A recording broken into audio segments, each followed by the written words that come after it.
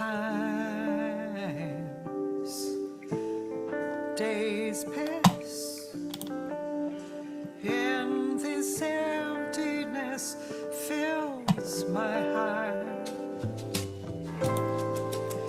When I want to run away, I get back in my car. But whichever way I go, I come back to where you are. All my instincts, they return. The grand facade soon will burn. Without a noise, without my pride, I reach out from the inside. The inside. In your eyes, the light, the heat, I am complete. And I see the doorway to 1,000 churches, the resolution of all the fruitless searches. I see the light and the heat. Oh, I want to be that complete. I want to touch the light and the heat.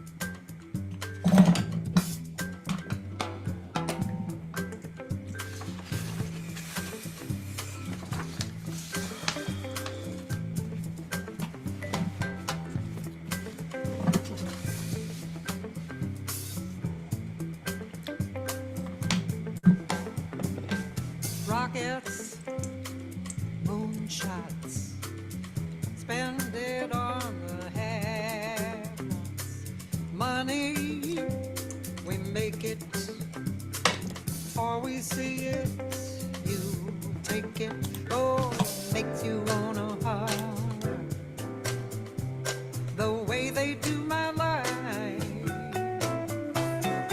make me wanna holler, the way they do my life.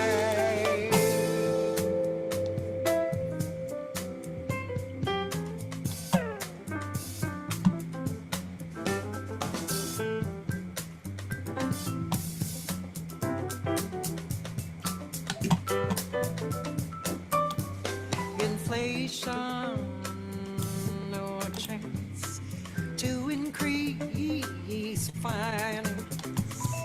Bills pile up sky high.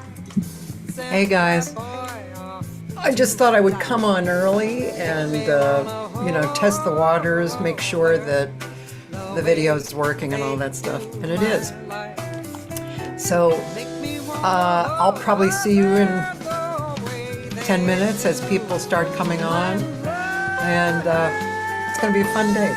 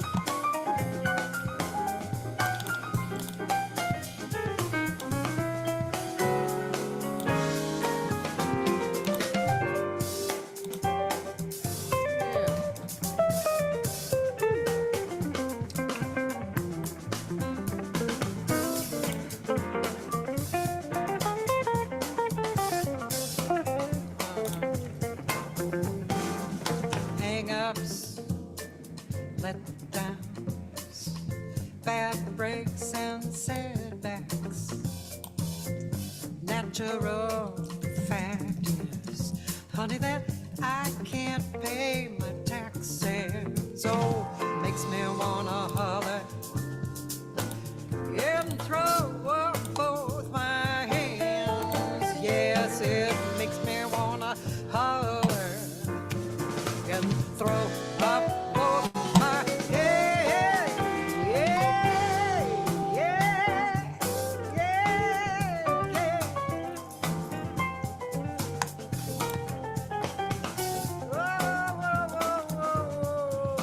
Hi, Roland. Yeah, I just wanted to get here, Crime is increasing. Trigger happy police. Panic is spreading. God knows where we're heading. Oh, makes me wanna holler. They don't understand. Make me wanna holler. They don't understand.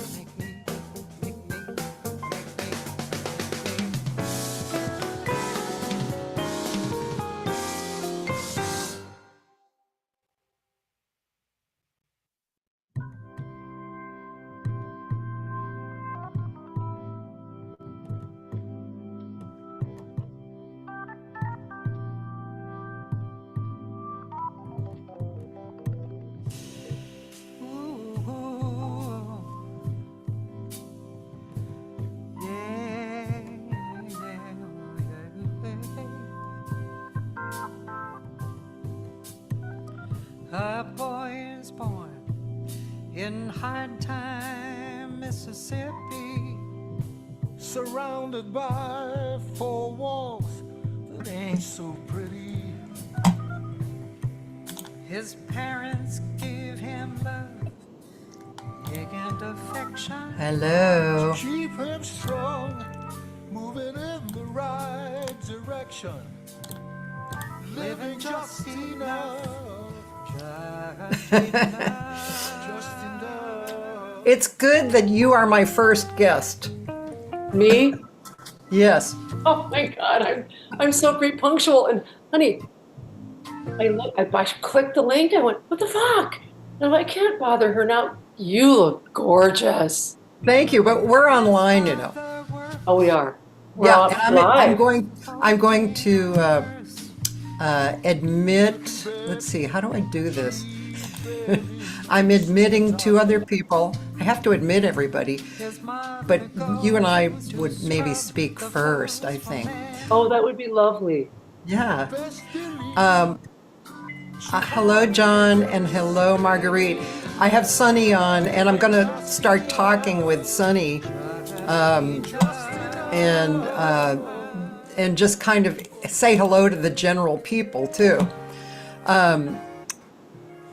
So this is going to be funny. So Sunny, this is Sunny Wilkinson, ladies and gentlemen. So today is the 600th show.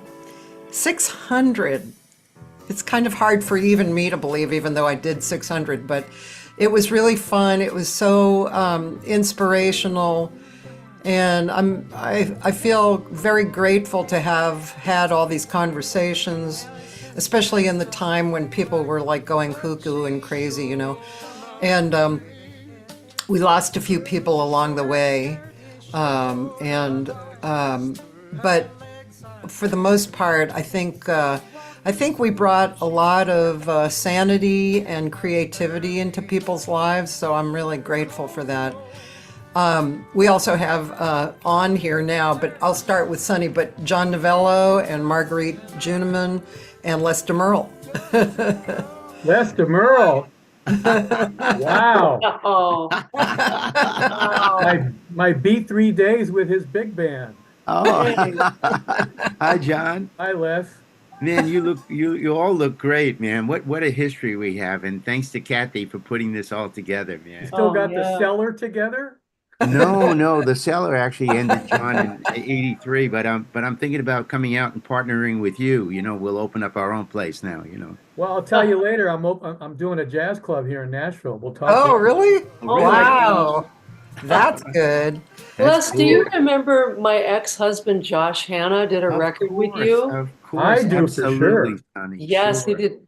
He did Freedom Jazz Freedom Dance. Jazz Dance. Yes, Yeah. yes. The only guy who could scat Donna Lee perfectly. I know. Exactly. Yeah, exactly. Yeah.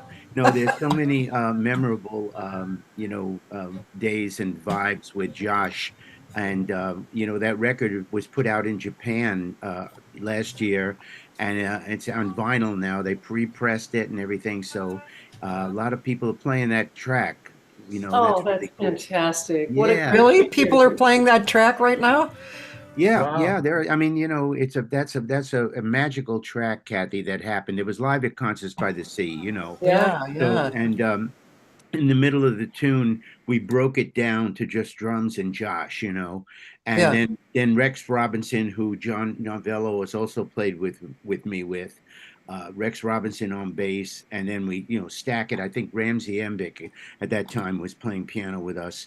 Don Right. Manzo, Bobby Shue, and I think it was Eric Marienthal. Young, very young Eric Marienthal. Eric Marienthal I debuted him in your band. That's how I found him. I was with your band, and one night Ernie Watts couldn't make it. Yeah. Eric came in, and Eric sat up and did this amazing solo. And then afterwards I said, hey, so I got him in my band with Melvin Davis and Rayford Griffin. And then Chick Corea discovered Eric Marienthal in my band because he came to a club one night. So how about that for a hookup?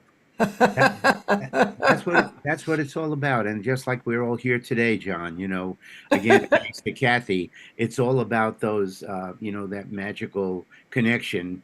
And thank God we're all here to talk about the good days, man, because those were Yeah. strong, positive days, man. Yeah.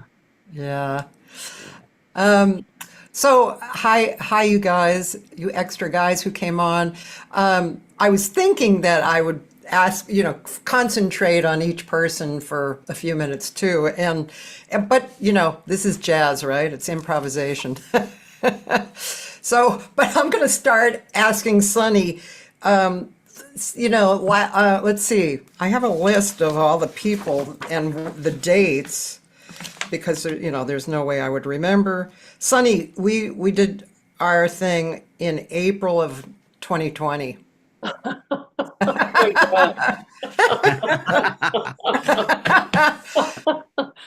Oh yeah, we Yeah, did. And I don't know if you remember this, but you were just getting started pretty much. yeah. We couldn't get a signal. So I went from my computer in front of the piano to down in the basement with a little phone on a stand that didn't quite work. And it was a little it And was a I little think slipshod. at that time, I think I was still using my iPad for the for the artists. So I had my iPad instead of now. I'm so That's sophisticated using right. Zoom. But yeah. Yeah. So Sonny, just I don't know. It's been obviously like 4 or 5 years. So it's almost 5 years. Phew.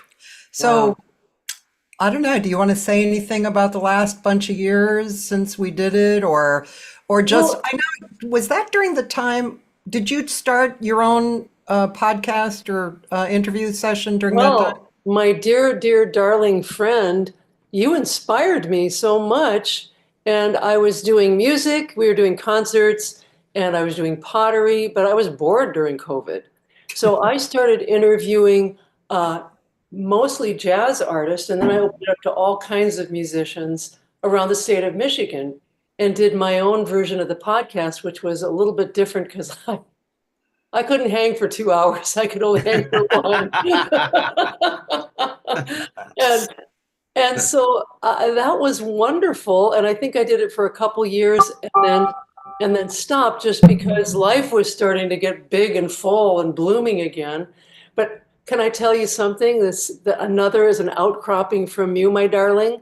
Um, my agent manager has it fell in love with the idea of the show, and we're going to do like a three-camera version in a black box theater with a live audience. So it's going to be interviewing and sharing with, I'll do something musically and my musical guest will, and then we'll share. So, I mean, it's in the baby steps of formatting it, and hopefully it'll come off the ground. But that's all thanks to you, Kath. That is so cool. I'm jealous of that. Good. I want that. That's even better, you know? Wow. Yeah. It's fabulous. And for just in general, for those of you who didn't know, like Sonny lived here. That's how we became friends like many years ago. We both had other husbands. And we were young singers. We met at Disneyland at an audition and with Roanne Mark too. And Yes. yeah, and been friends ever since. And so when did you move? You moved about how I long? moved in 1993. Like Wow. I moved Wow. 30 some years ago. Yeah. Yeah, crazy. Where did Yeah. you move to, Sonny? I live in Okemos, Michigan. We do this. It's Oh, right in the middle of mid-Michigan, right near Michigan State. okay. Yeah. And it's so funny. I miss LA and I miss my friends, most everything, but I wouldn't move back for anything. I wouldn't move back either. So Yeah, I live across the street from woods and a river. Oh, nice. And I you know got a what else, creek. I Kathy? got a creek in my backyard. Oh, yes. There you go, John. Beautiful. So, What was the club that we all met at and played at when we were in LA? Was across on Franklin. It was the Simply $2 put, bills. Oh, $2 $2 bills. bills. Yeah, I remember that.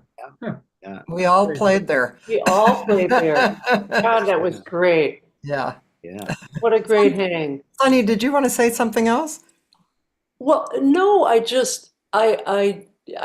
took your questions to heart. Oh, good. So go ahead.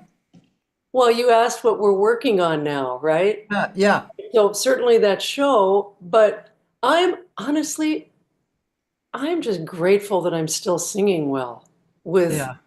with warmth and beauty and flexibility. I'm just grateful for that. And so doing concerts, and I'm luckily married to the piano player, so we do a lot of work together, and it's joyful. You know, when you hit 72, creating just becomes an absolute joy. And so that's what it is.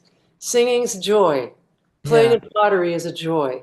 Dang Beautiful. it, waking up and having coffee and looking out in the woods is a joy. We talk about here. I don't know. Can you hear me? Hi, Yeah. Barb. Yeah, Hi, you Hi, Barbara. Barb. Hi. Barbara. We in our circle of jazz community talk about how we're all, like 70-ish and still doing. I mean, we're so grateful, like you're saying, Sonny, so grateful to be able to do what we love and, make music and do things. It's every day, as we know, Yeah, we are very blessed. very blessed. Yeah. Yeah. We're lucky. There are several more people who've come on, and a number of them, as you can imagine, are either living in LA or I've known from LA, where I've been for 50 years. And wow, 50 years. Just so surreal, isn't it, Marguerite? I saw you rolling your eyes. Yeah. Marguerite, I've beaten you. you guys know Marguerite? She's Rare Silk. Remember Rare Silk? Oh, Oh I yeah, love love Rare Rare Silk. Silk. Love That was- Rare Silk. Watch what happens. I still listen to that album. My favorite. Oh. I love that album. We talked about that album. Mark and I love that album. oh, Hi. I saw Rare Silk in Santa Monica at this jazz club when they came out, and you guys were wonderful. did Rare Silk record? Did Rare Silk record Joy? Mm-hmm. Yes. Uh-huh. Yes, I love that record. Mm-hmm. That's great. Fantastic. Great record. Record Great number record. one. They did a couple of others. I left after record number one, and then they did two others. I think Palo They Alto. weren't as good, Marguerite. Sorry? It was the first album that was the album.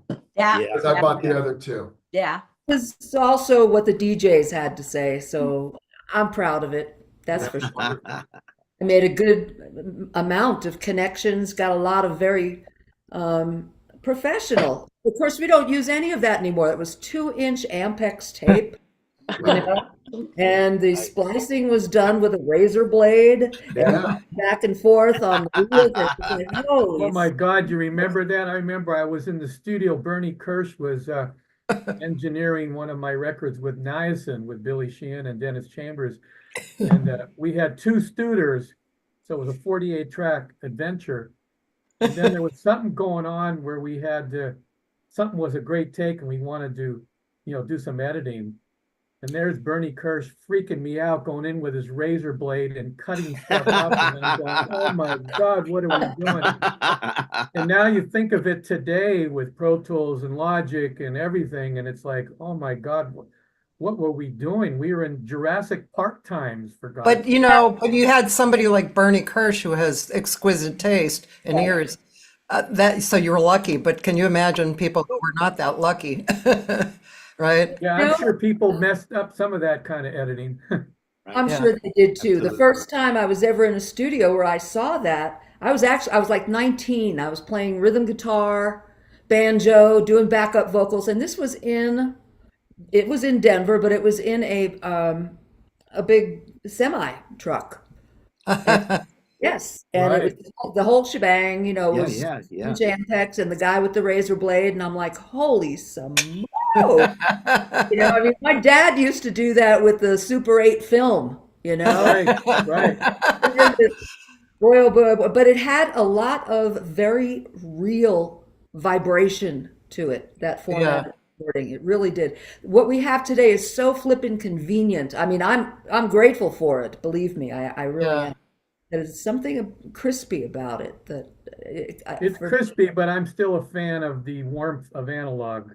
I I really agree. That's what I'm saying. am. That's exactly what I'm Yeah. saying. But I do like the convenience, and what's even better is, I suppose it's even better, although I learned an awful lot from reading the backs of album covers. All the stuff that goes into putting a project together now is Mhm. not, I mean, it's not No, about cut one to cut end and making a journey of it. It's more Yeah. about putting your tunes together. Marguerite, you're wrong. It is because if you look at Taylor Swift, she releases albums that have a beginning, a middle, and an end. And a That's lot of the Taylor people that are, Swift. yeah, Taylor Swift, she does albums, and that her whole thing is it's the album. When she did Evermore, it was her folk album. When she did the new stuff, it's her more like rock. So albums are actually happening in rock. And you Sabrina Carpenter, and they release albums. There are singles, but Oh, it's I am too. oriented.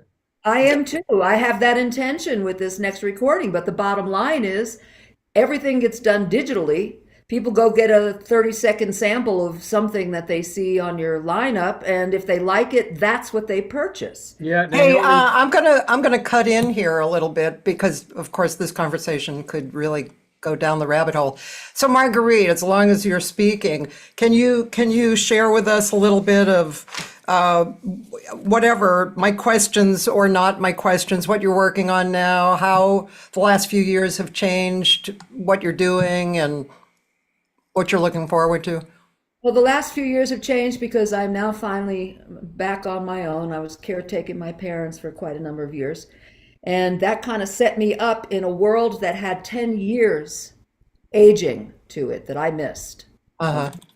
So, getting reinitiated to how things are going now, what things are. I mean, clubs, it's not about going downtown and having your choice of about 7 or 8 places within 2 mile radius at Yeah. all. And it's also not about just walking in and hearing some great flipping music. You have to pay a major cover charge. If you want to sit, you have to have a minimum of some kind of amount of. Truth is, I'm still on my musician's employment. And I can't afford that stuff. I mean, on a regular basis, I have to save up sometimes. What are your reflections on the recent history, recent like last 5 years, and what are your reflections on that? Well, like I say, a lot of things have changed. I mean, we can blame it on COVID. We could do all kinds of stuff like that. But those kinds of things have changed. Clubs are no longer about, and I remember doing this a number of times, taking a break and being able to walk to 3 or 4 other people's places and go catch a tune of theirs. Yeah. Can't do that anymore. So that to me has been a very big, big change. The recording industry, of course, is a very big difference. I mean, everything again is done digitally. And from the recording of what you do to the actual marketing of it, because that is what sells. I brought CDs with me to my last number of gigs, and it wasn't like anybody had them already. They were like, well, can I get this online? And I'm like, oh, yeah. But I don't know who gets that money because I see it's on 4 or 5 different platforms, but I haven't Oh, seen them. that's right. What are you Yeah. going to be doing and what are you going to be doing now in the future? What are you Well, working right now I'm finishing up a current CD. It's been in the works since May. on? Uh-huh. And I decided last night, because I had to go back in and listen to tracks. I'm in the middle of doing some dentistry that keeps me out of the studio and out of performing it's been just a couple of months, but it'll be done in the middle of February. So, I mean, done, where it won't be stopping me from doing anything anymore. Right. That's You know, good. Well, it's genetics, first of all. It's not even like I wish I could say I didn't take care of my teeth because I did. But the bottom line of it is genetics. You really can't fight you. Okay, well, thank you. I'm gonna move on because there's a lot of people still joining, and I don't want to, disrupt what you're saying. But I want to say hi to some people here. Taylor, hi. Taylor Hatch joined us. Jody Jarris, Deborah Pearl, Corey Allen. Hi, Hello, Corey. everybody. How you doing? Well, Ellen Burr, Mark Winkler, as we heard from, Chloe Perrier. Hello, Bye. Chloe. Abe Pearlstein. Hiya, Abe. Hi, Abe. Wayne Pete. Peace, man. Cheryl Barnes on Cheryl's Hey. iPad. Hey, girl. Jeff Schwartz. Hello. Julie Kelly's there in the dark. Georgia Mancio from the UK is here. Hi, Georgia. How you doing? And Bill Mays talking about old people from LA. Bill Mays. old people, just Bill? because I turned 80. Hey. I didn't mean old people, I meant old people. And actually, Bill Mays is coming to LA. I just wanted to tell you guys, he's playing at the G Spot on January 19th. All right. Wow. Very cool. That's so cool. So I would like to talk to John Novello and say hi. John is an Hi, Kathy. expat. We did So- a lot of duets together over the years. Yeah, we did a lot of stuff. So what's new, John? Do you want to say anything about what's gone on in the last bunch of years, or what you're doing now? Well, in 2020, my wife and I moved to Nashville. Billy Sheehan, my bass player in my band Niacin, along with Dennis Chambers, had moved here first, and he kept bugging me, telling me, he goes, man, you got to get to LA. Nashville is great. And I've played Nashville many times, but I still thought of it in my mind as more of a country place, and I didn't realize it was really changing, and a lot of great musicians were moving there. So we moved during COVID. And unfortunately, 13 months after we moved, I lost my wife. The Lord took my wife to heaven, and that was my second wife, because you knew Gloria very well, Yeah, first yeah. wife. Uh-huh. And that threw me for a loop, because I sort of came here, to get going. And so for about a year, I sort of took off with my life, went through healing. And it's such an amazing atmosphere here, not only great musicians, but the Southern hospitality and friendship. When my wife passed, for like 3 months, I had people come to my door delivering me hot meals that I didn't even know, through various things. So I probably have met more people. I've been here now 4 years than I did in 40 years in LA that are amazing friends. So that's amazing. And after she passed, I decided I wanted to play again. So I got instead of my LA band, which was like Rayford and Eric Marienthal and Melvin Davis, I found new players here and started playing around in some jazz clubs. Then I got the bug up my behind 30 years ago. I was playing at the Baked Potato, and I thought, wouldn't it be great to have my own jazz club? And of course, I parked that under the rug for a while. But then after my wife passed away, I thought, wow, maybe this is why I moved here. We always say there's a reason for everything. So I started to put a prospectus together for the idea and hooked up with some real estate agents and some investors. And so I'm going to start a high-end jazz club here in Nashville, actually in Franklin, which is south of Nashville. And it's sort of a dream that's possibly, I'm knocking on wood, going to come true. And that would be really incredible. And I envision it as a sort of a high-end club, membership only, not only membership only, public as well, that is going to have great food and sort of like a Blue Note, but a more higher end version of that, with great sound and a different jet, on maybe one night big band, another night straight ahead, another night maybe bluegrass and contemporary fusion. And so that's my biggest project in 2025. My band Niacin is getting back together with Billy and Dennis Chambers, and so writing a new record for that.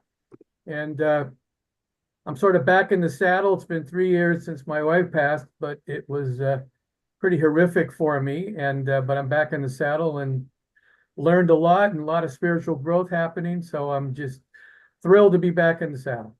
That's great. If anybody could do that right, Sonny? It would be John, right? And let's. Right, absolutely. That would be great. Great. I foresee that happening. It's going to be great, man. I appreciate that. Yeah. Say Yeah. some prayers because it could be a good thing for all of us. Yeah, it's fantastic, incredible. It's very Because I exciting. don't want it to be just a local thing. I want to be able to book people, Yeah. whether it's Herbie Hancock or Marcus Miller or somebody. I'm going to have a full recording studio live on stage so I can record every act that comes in and do mixing and Yeah. everything. And Nashville really needs it desperately. Well, it's the most hilarious thing when I started the idea and everybody was going, yeah, we need this. So there's been a green light even on investors that are interested in it. And you think Music City would already have this. And we got a few holes in the wall. We got Rudy's, a little jazz club Yeah. like the Baked Potato and Yeah. a few other places, but there's really no down home thing like this. So Yeah. I'm excited. Very exciting. Barry Well, Brown. I'm gonna ask Deborah Pearl to come on because I think she's somewhat limited in time. So Yeah. Deborah, hi Deb. Hey, sweetie, how Kathy? you doing? Kathy? Hi, Yes. everybody. I'm sorry. Yes, Hi. Barb. Kathy? Barb. Yes. I'm gonna have to leave in about 10 minutes. When I get back, I'll try to jump back on again. Okie Well, dokie. you want to Thank do Barbara first? You I can do just want Barbara to let first. you know. It's okay. I mean, Yeah, because I can wait till after you want to do Barbara first. Barbara. Okay, Barbara Brighton. Go for it. it's fine. Go for it, I'm gonna sweetie. try to come back. Thank you, Deborah. But Go for it. hi. Where am I? Okay. Hi, Barb. Hi, Kath. Barbara Brighton, ladies and gentlemen, producer, pianist for herself. The dog. Los Angeles based. Hello, Barb, darling. So, Barb, I just threw out these questions if people wanted to, have something to guide them. But if you want to answer the questions, fine. And if not, if you want to say something else, No, give me a question. okay. How is the pandemic? How was the pandemic? Yeah. Well, I have a townhouse, so I have neighbors and we have a pool. And I wound up still swimming. We never closed our pool down, which was taking a chance. And I had dinner with my neighbors, 3-4 times a week out at the pool. We'd sit separated at the big table. So I still saw Mark, we still saw each other during the pandemic. I We mean, did an album together. oh, we did an album. That's right. With David Benoit. We did an album with David Benoit. That's right. We have pictures of all of us standing in a circle in masks. That's right. That's right. How could I forget? That was a great album, too. That was a really good album. Anyway, so that's what happened to me during the pandemic. And what else you got? Well, I mean, how do you feel like it changed you? I mean, I've seen you, during that time. Yeah. But inner thoughts, might have changed. Well, it was a tragic time. It was, and things like that bring up so many issues of vulnerability and how tenuous everything is. So, I mean, I think I have a pretty strong awareness of what happens, how life is very fleeting. And as we know, look at our friend Mike. Yeah, unfortunately, I know some of you know Mike Campbell, and 2 days ago he had a dramatic stroke. Oh, wow. Oh, yeah, so. Sorry to hear that. Yeah, and he was extremely vibrant, super healthy actually. Super healthy, vibrant. Good friend of Sonny's. He kept going to see Sonny every year in Michigan. Yeah, he's due for a visit.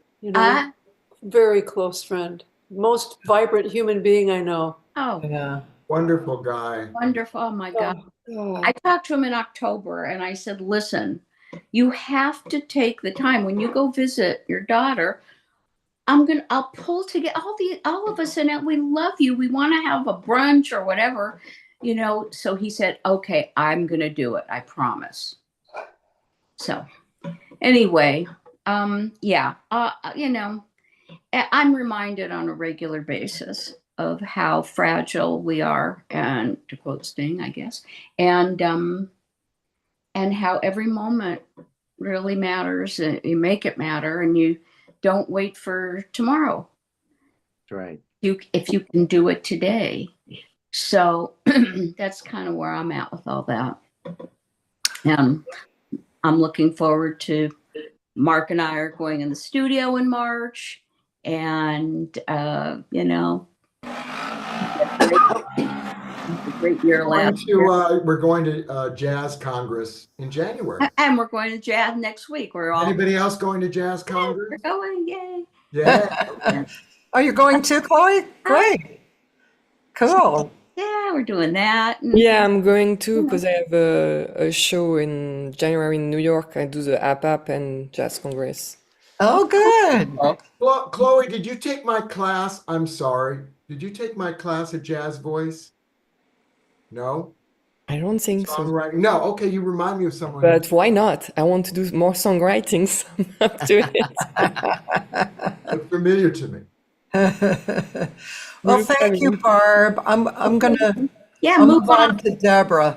I have to run because I have to be somewhere before 1 o'clock and drop something off. They're closing early today. So All right. I'll when I get back, I'll pop back. Okay, cool. Bye, Barbara. Okay, bye, everybody. Bye. And this is Deborah Pearl. She's a Hey, guys. writer of playwright and songwriter, and also was the partner to the fabulous Mike Lang, who was also on this show, who passed away. Was it 2 years ago? It was Yeah. 2 years ago, little bit more than two. Yeah. Yeah. And I was feeling you, John, you know, because when you lose a partner, it really just sucks everything out of you. Yeah, especially with my second one. I told my attorney, I said, you're gonna have to write me a document. He goes, what do you, have you become really rich? Do you need a prenup? I said, no, I need a disclaimer because if I meet a third soulmate, I'm gonna have them sign something so they know what happened to my first two. So proceed with caution. God. That's So right. Deb, Yep. obviously the last 2 years have been very hard, but what are you working on now? I'm sure you're working on Well, something. it was funny for a while there. I had no bandwidth Yeah. to write. I took a year to get his things in order, and then I was at his house, and then I moved back to my house, and then I was redoing my house. So there hasn't been a lot but now I'm finally getting to a place where I'm starting to create again, and I'm working on a play of mine at the moment, and I'm thinking of relaunching my one woman show, Chick Singers. Yeah. 100 years ago, and I played 8 different women singers, jazz, rock, blues, country, and they were all fiction, but they were modeled after people. And I am thinking the one thing I didn't add is myself. So I was advised years ago, make it about you, make it about. And I thought, me, I don't have an interesting life. And of course, now that I've lived enough of it, I look back and I go, I had a really interesting life. So I want to write about Mike and me. I can sing a couple of the songs that we wrote together, and I wrote lyrics to the music of Benny Carter.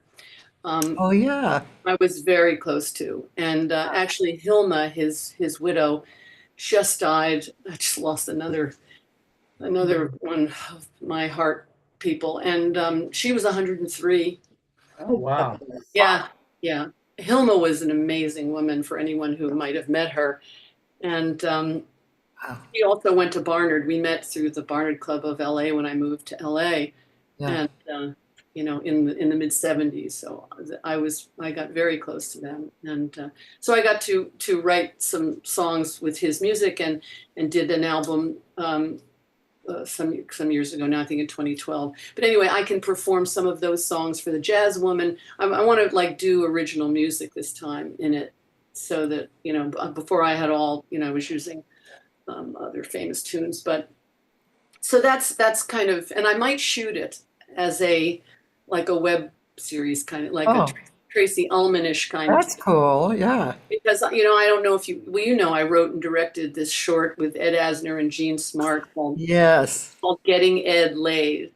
And I wrote it for Ed. He was a really good friend too. Another great dear friend of mine. And so, and he said to me originally, he says, because he needed to do a performance at this like luncheon. So they said if he, you know, we want him to do something, and if he doesn't have something, write something for him if you would. And so I said that, I said, you know, why don't you do some of your one-man show? And nah, that's like auditioning. I said, well, okay, well, can I write you something? So he looks at me and goes, yeah, write me a fucking scene.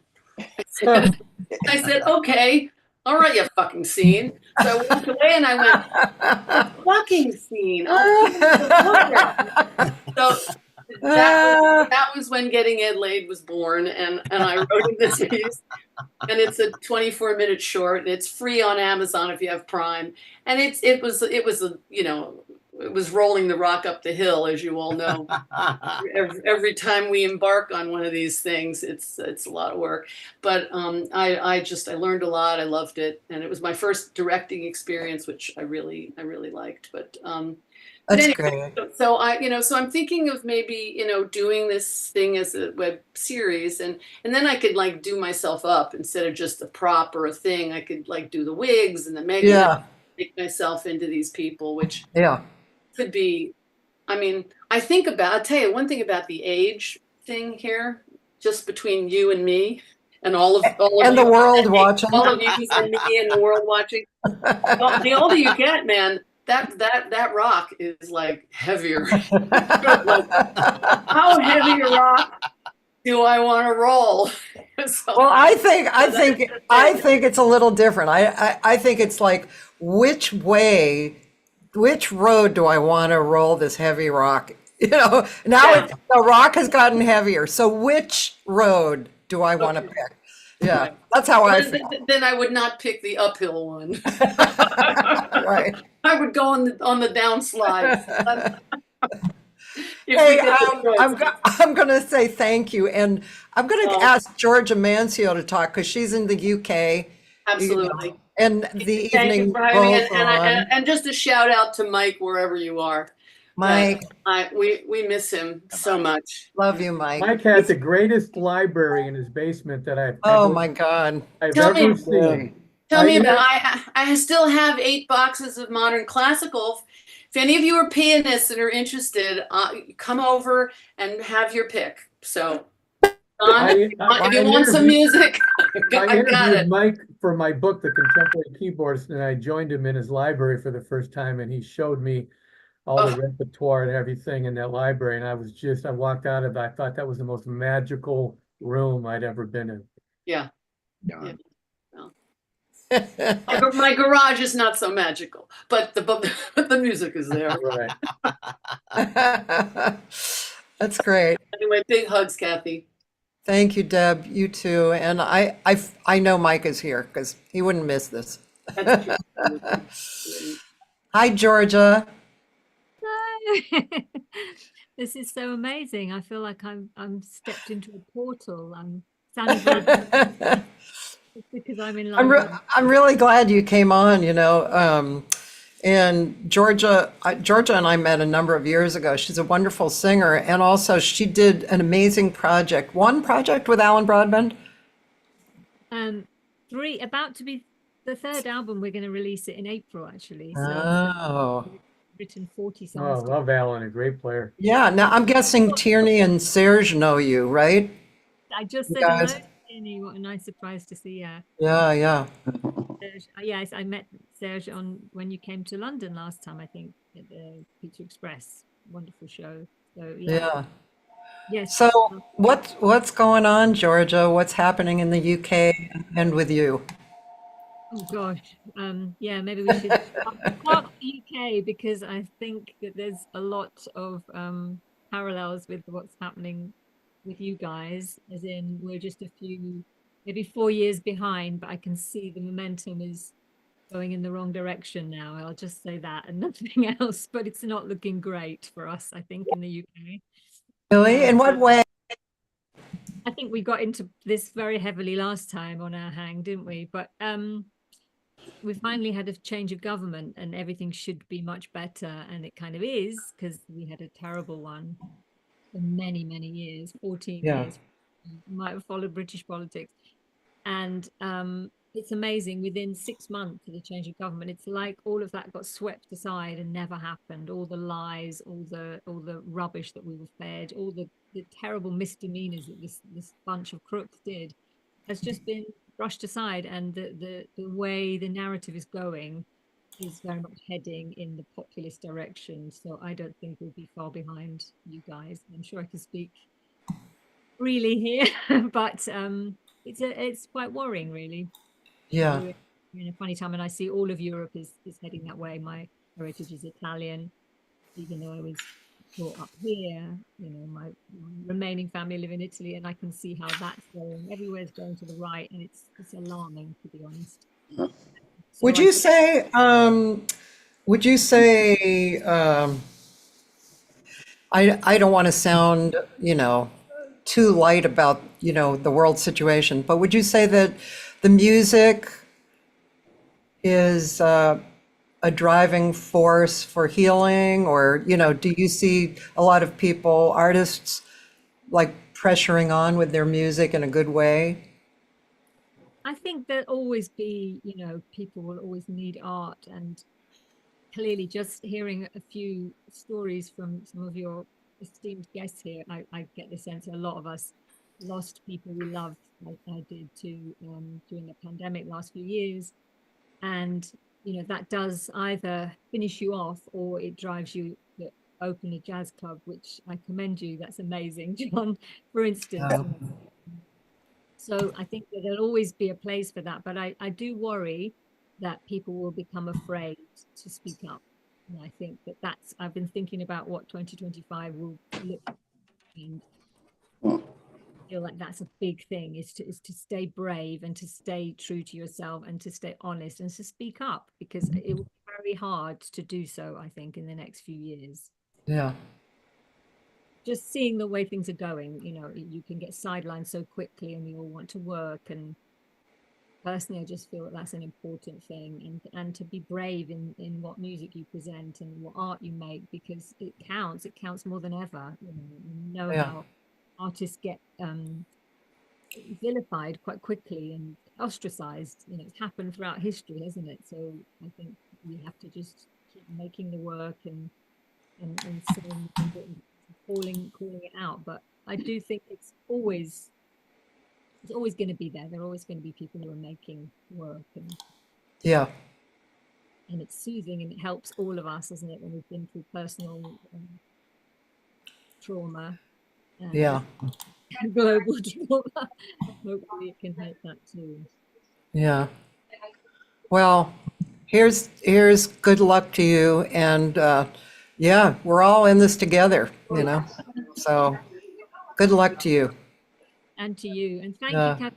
It was such a lovely thing to have done. I think mine was with you was during the lockdown, maybe even. Yeah, let's see. Yours was,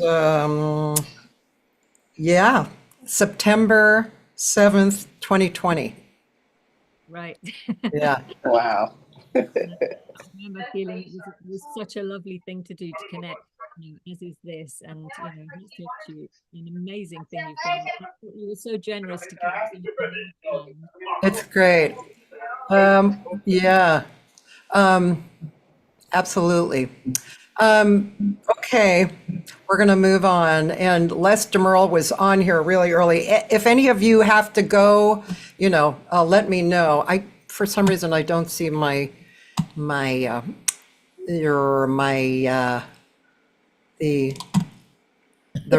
chat.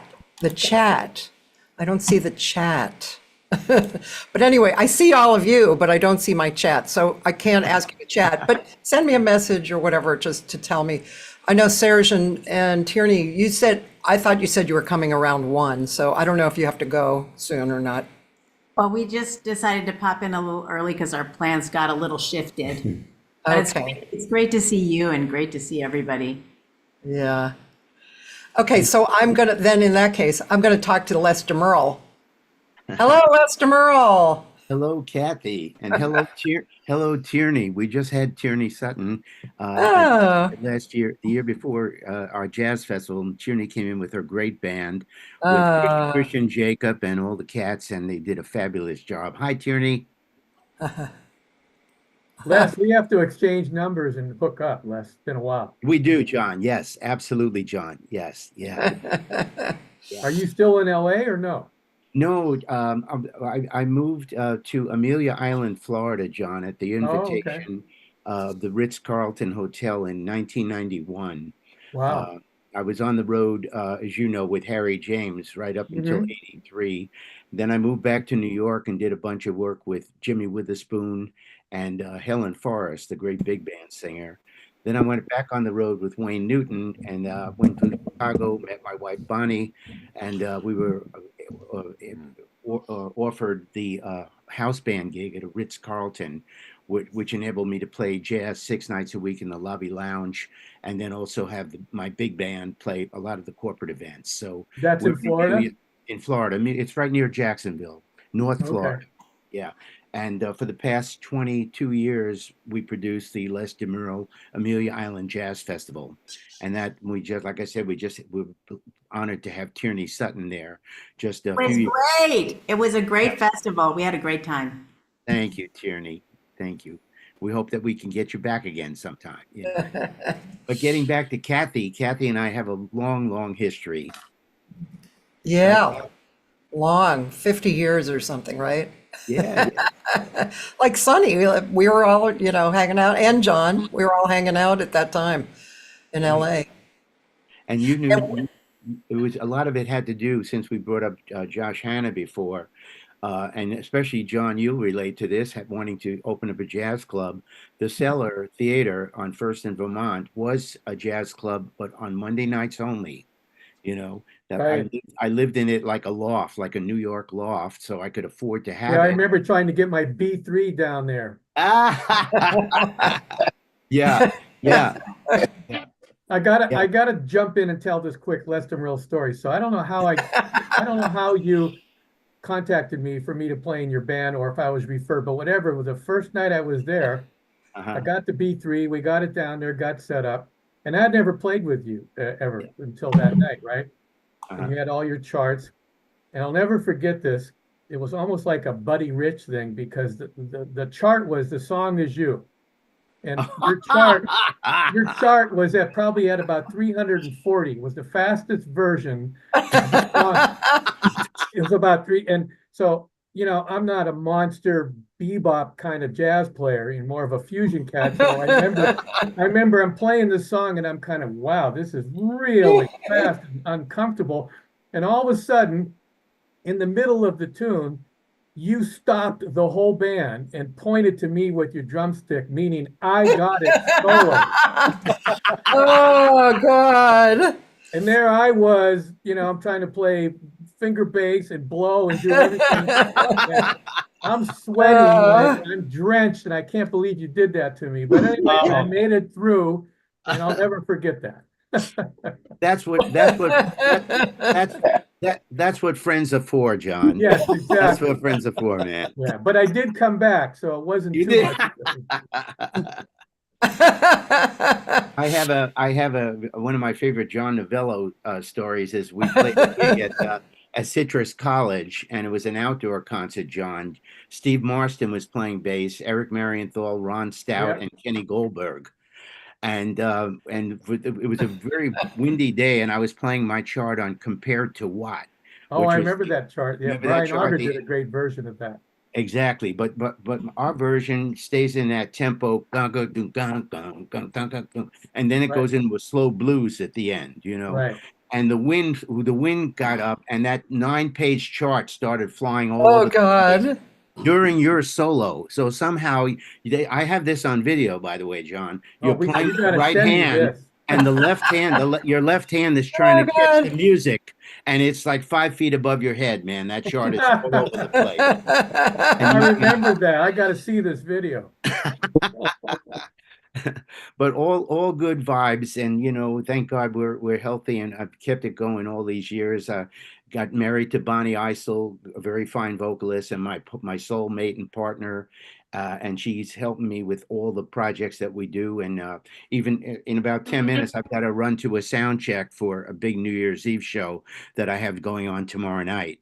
So we're keeping it going on Amelia Island. Have our own jazz cruise every year now on Holland America. For 1 week, and I bring out a whole bunch of people. So life is good, and I just hope politically we stay, above water, man, with this crazy change everything is happening. Yeah. That's kind of a. And for those of you who listening, Les DeMerle is one of the most positive humans, on the planet. So anything you need a positive human for, you should contact Les DeMerle. I always thought Les was an extraterrestrial. Really?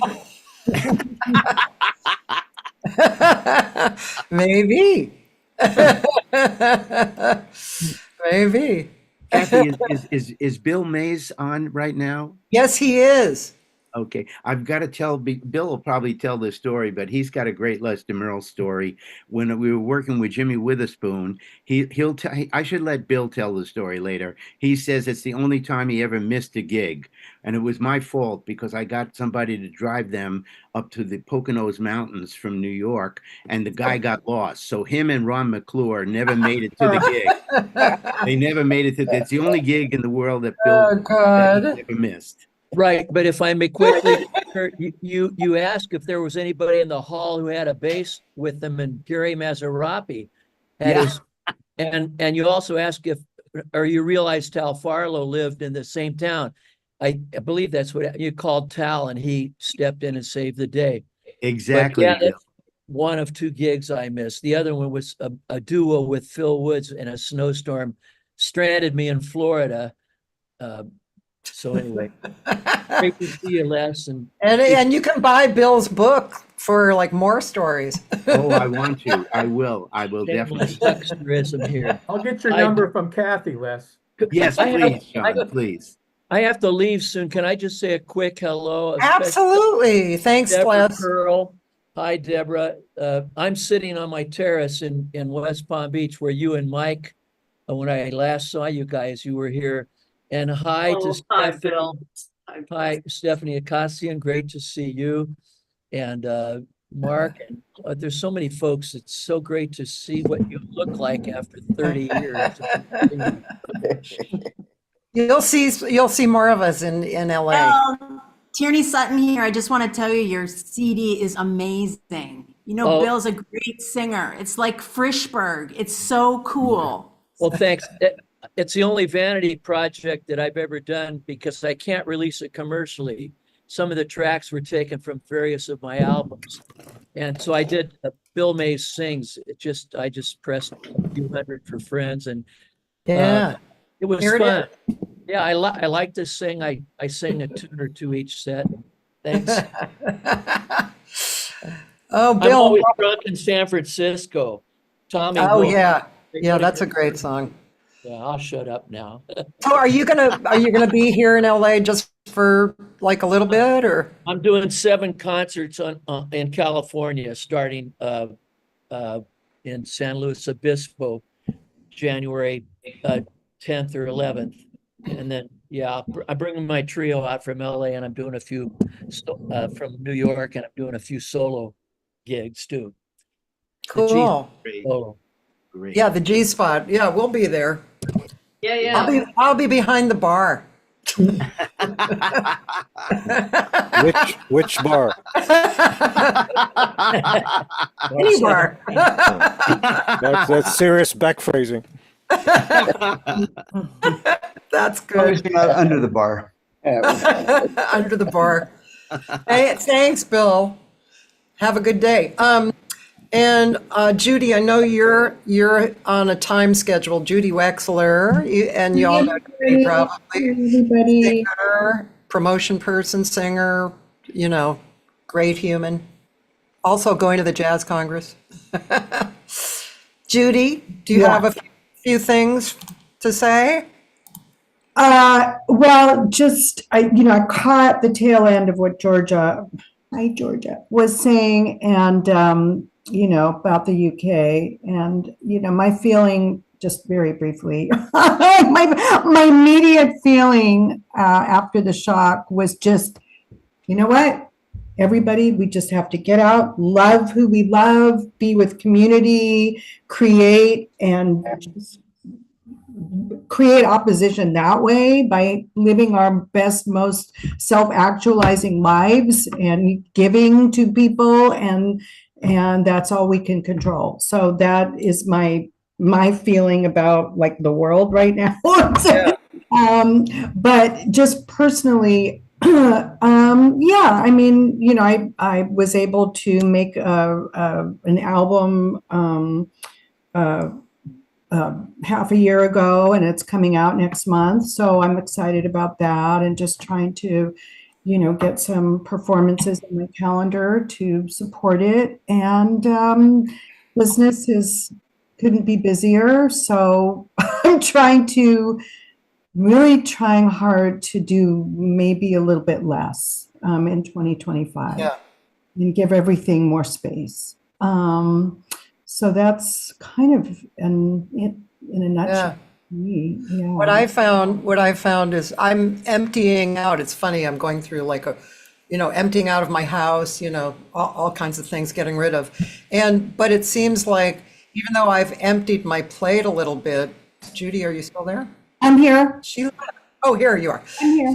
Even though I've we've talked about this, emptied out my plate, the things that I am working on, they seem to kind of get bigger, so I don't know. I guess that's just what happens. Right? Everything expands to the place you give it. Yeah. So that does make sense to me, and that's okay. Yeah. I also just want to say that I'm just so sad about so many people having either horrible health events or just actually leaving. And this week and yesterday in particular, just with Mike Campbell, Anthony Pinciotti, who I loved every time I was in New York. Yeah. Also, I wanted to give a shout out to Jay Clayton, who we lost, last year, and Barry Coates. Do you guys remember Barry Coates? Oh my God, I remember. Barrett used to play in my band. What happened to Barry? He had a heart attack last year. Last year? Last year, yeah. Wow. And Barry Zweig, one of my favorite people on the planet. That was a sad loss too. So I mean, we're here and we're moving on, and I feel them here, which I'm happy, absolutely. About. Yeah. Okay, well, thanks, Judy. I've got to run. Okay, Les. To a setup. Thank you so much for all you've done. And this is an amazing forum. And I want to send a lot of love to everybody that's out there. And what a great way to be. Okay. Thank you so much. See you later, Les. We'll talk. Okay. We'll see Bye, you. We'll talk soon. Bye. Now, I know that Mark Winkler and Stephanie Nakazian, I should get in really quick because they have to leave. So, Mark. Oh, Stephanie. Oh, okay. Where are you, Mark? Good. I just want to say that it's great seeing all these people. Gail, I love you. You're one of my favorite singers, and you came to when I was promoting something, and I just want to tell you, I'm such a fan of yours. Oh, thank you. I'm a fan of a lot of the people on this. It's so wonderful seeing you, and I think there's a theme that's emerging today, and that is we're all of a certain age, and in the last couple of albums, I've tried to use that and talk about it, because I did an album called Late Bloomin' Jazz Man. And I talk about, there's friends of ours that are leaving the planet, the plane that we're on. There's people that are staying, and we have limited time, but I'm very positive about it. Cathy knows that I'm doing a million things, and I'm trying to do all the things that I want to do in my life right now, and I'm sort of having some success at it. So I think there's a positive side to getting older. I don't suffer any of this bullshit I used to. So anyway, and I have a book. What I did in my the pandemic is I wrote a book on songwriting. Yeah. Now, and I'm proud of it. I never thought I'd write a book. I wrote a book, and what else? And I teach. I love teaching is my favorite thing. I teach songwriting, and I'm very, I'm very encouraged by the new group of, every year songwriting is different. And about 5 years ago, there was something called EDM, electronic dance music. Yeah. And I was really worried because it was awful. The music, it was so bad. There were no chords. There were no lyrics. It was something you would take if you took drugs and wanted to dance. Recently there's a lot of new songwriters that are Olivia Rodrigo and Taylor Swift and Sabrina Carpenter and Chappell Roan, and they really write the classic good songs using good technique. So I'm heartened, and I have plenty to teach this year in my classes. So I'm excited about that. So because a couple of years ago it didn't look so good. Yeah, yeah. And you also lost your partner. I lost my partner, yeah. And he was a great guy. A lot of you knew him. And Richard Del Belso, we were together 35 years. Yeah. And he was my support system. But I feel he's here today. Yeah, I do too. I know. He loved a lot of the people here today. Yeah. I'm looking at Cheryl. Well, I love Cheryl, he loved Cathy, and he loved Judy. And he would have loved you, Stephanie, too. You're a great singer. That's it. That's what I'm doing. So I'm making records. Barbara and I are going in the studio in March. We're going to do a new record, and I'm excited about it. Yeah. It's good. It's good. It's good positive stuff coming out of the pandemic and stuff, Yeah, I'm like Les. I'm a positive guy. I was born with the positive gene. Yeah. Very happy about that. Yeah. We are too. We who you are friends. Yeah. So Happy New Year, everybody. Thank you. Thank you. Stephanie has to scoot for a lesson, I think. Hi, Stephanie Nakazian, Hi. on the East Coast. Cheers, Cathy. Congratulations. Cheers. Oh, drinking already? Cool. How you doing, girl? Before I teach. Anyway, Mark, I want to get some of your books because I'm teaching a lot of singer-songwriters that they don't know where to start. So are you going to be at Jazz Congress? Yeah, I'm doing a workshop on Saturday. I'll bring you a book, Stephanie. Bring me a couple. Okay, I will. I really, they need to just get started. Sure. So I just want to say thank you, everybody, for the love and music you put out there. It really makes a difference. It's an energy. And I know we get overwhelmed by the negative energy, but we have so much positive energy. And I love teaching because they're young people and they haven't been pushed down so hard yet. They're optimistic and they believe and they're writing songs. And even though my students are mostly physicists and chemists and, all this, music majors, they're brilliant at writing and they're brilliant at music and they express themselves so honestly that I love to be part of that. And then the rest of the time I spend myself chasing Veronica around the world. So her daughter is Veronica Swift. Yeah. She's fun to watch. She is really fun. She's amazing. So yes, but you're a fabulous singer, and it's wonderful to watch you and listen to you too. I'm gonna try to get to California more because that's where she lives. Oh, good. Yeah, she lives in LA, right? She's my neighbor. Whose neighbor? She's my neighbor. She's my friend's really? neighbor. Nice to meet you. Oh, that's. Hello, Veronica. Someone has some horn in the background that would be good to not have. I think it's a horn. I don't know. But yeah, so, okay, Steph. So we'll see you in New York. Where's the workshop going to be? On Saturday, you said? Oh, I don't know what you're talking about, Jen, or you're talking about the Jazz Congress in New York. I'm talking about the Gen Conference. Oh no, we're gonna be at the Oh, Jazz. no, we're going to be Conference. at the Jazz Congress. Oh, okay. Well, I'm going down to Jen in Atlanta because I Oh, live okay. in Atlanta. And Stephanie, I'll get you the books. I'll get you the books. Don't worry about it. okay. Thank you. I'll Well, have fun, darling.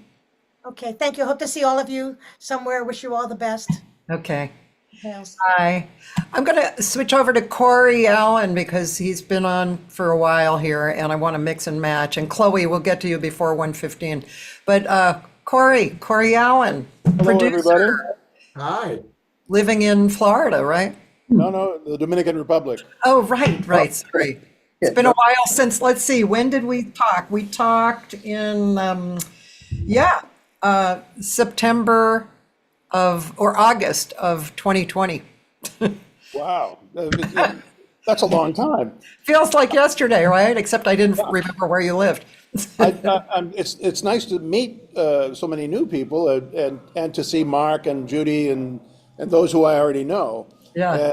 And to kind of connect with John Novello. I actually met you at a club many years ago when we were both in Los Angeles. But Oh, wow. Yeah, your I- name definitely familiar. What club was it? Do you remember? Oh, probably like, at my place or Oh, yeah, at my place. Yeah, I remember that place. one of those places, but it's long gone. Wait, well, I saw Dennis Chambers there, so maybe That's where I could be first it. saw Dennis Chambers. Somebody called me. He was playing with Stern. I and- was maybe it was there because it was at I Well, went he to- did. That was the night they did 3 shows. Dennis Chambers had made such a stink. Somebody called me around 10:30 or 11 and said, "You got to see this unbelievable drummer." So I jumped in my car for the midnight show, and I got there, and I remember going, "Oh my God, this guy's amazing." I got to play with him one day, and then many, many moons later, he ended up in my band with Billy Sheehan. So it was amazing. Yeah. And Dory, hello Dory, how are you? Hey, Corey. A minute. Yeah. Is Brent Fisher still on here, or did he? Yep, he's still there. No, I'm struggling with one of his father's arrangements right now. Which one? Well, all of them. But, I'm writing a big band arrangement of Gaviota. Okay. It's so well constructed that there's nothing I can do. I mean, if if you want add something, it's detracting from it. So it's if you really tough. if you want to check out another version, I have my own big band arrangement of Gaviota, and I've it's listened to it. the Enso album, and I just pretty much kept the voicings intact. It's just a question of how you want to orchestrate. Hey guys. Yeah, I mean, Happy New Year to you. Hello. Oh, Chris, I'm sorry. We're actually in the conversation here. I'm sorry. That's all My right. neighbor's talking to me. I'll come back. Okay. I'll come right back. Okay. So yeah, since 2020, I did let's see what. Since then, I did a tremendous amount of writing during the time actually you were talking with me. Yeah. I finished up a symphony. I'd written a symphony, and then I had written I produced about 3 different albums for singers one singer here in the Dominican Republic, one singer in Germany, and a singer in Denmark. And so it was a big, long stretch of writing, and was doing a lot of traveling back and forth to Europe I teach. I'm the head of the music program at it's called UNFUN. I'm translating from Spanish. National University Pedro Henriquez Urreña in the Dominican Republic. So there's a lot of that, and we have relationships with universities in Florida and in Hamburg, Germany, and in Aarhus, Denmark. So I get to travel quite a bit. So that's more or less what I've been up to. Wrote a cello concerto recently, a Brazilian cello concerto for a Brazilian orchestra and a Brazilian cello player, and in which I tried to straddle the classical thing and the typical Brazilian thing. So there's, you know, Yeah. there's a choro in there. There's as well as some kind of very complicated counterpoint and all that. So it's been a very fun 5 years. I'm sorry for all of those people that lost, you know, loved ones and that during the pandemic. But it was I think they handled it very well in this country, in the Dominican Republic, and the death toll was very low. So it was inconvenient because you couldn't go anywhere. They had a pretty strong curfew. But you know, when you don't have anything to do, you write music. So that's what I did. Yeah, and yay for that, right? Yeah, yeah.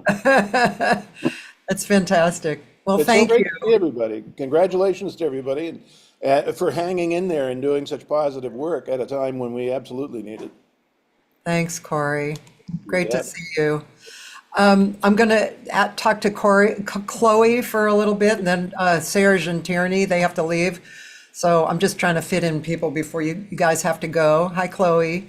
They can go first if they're more in a rush. Are you guys more in a rush? No, they're okay. Okay.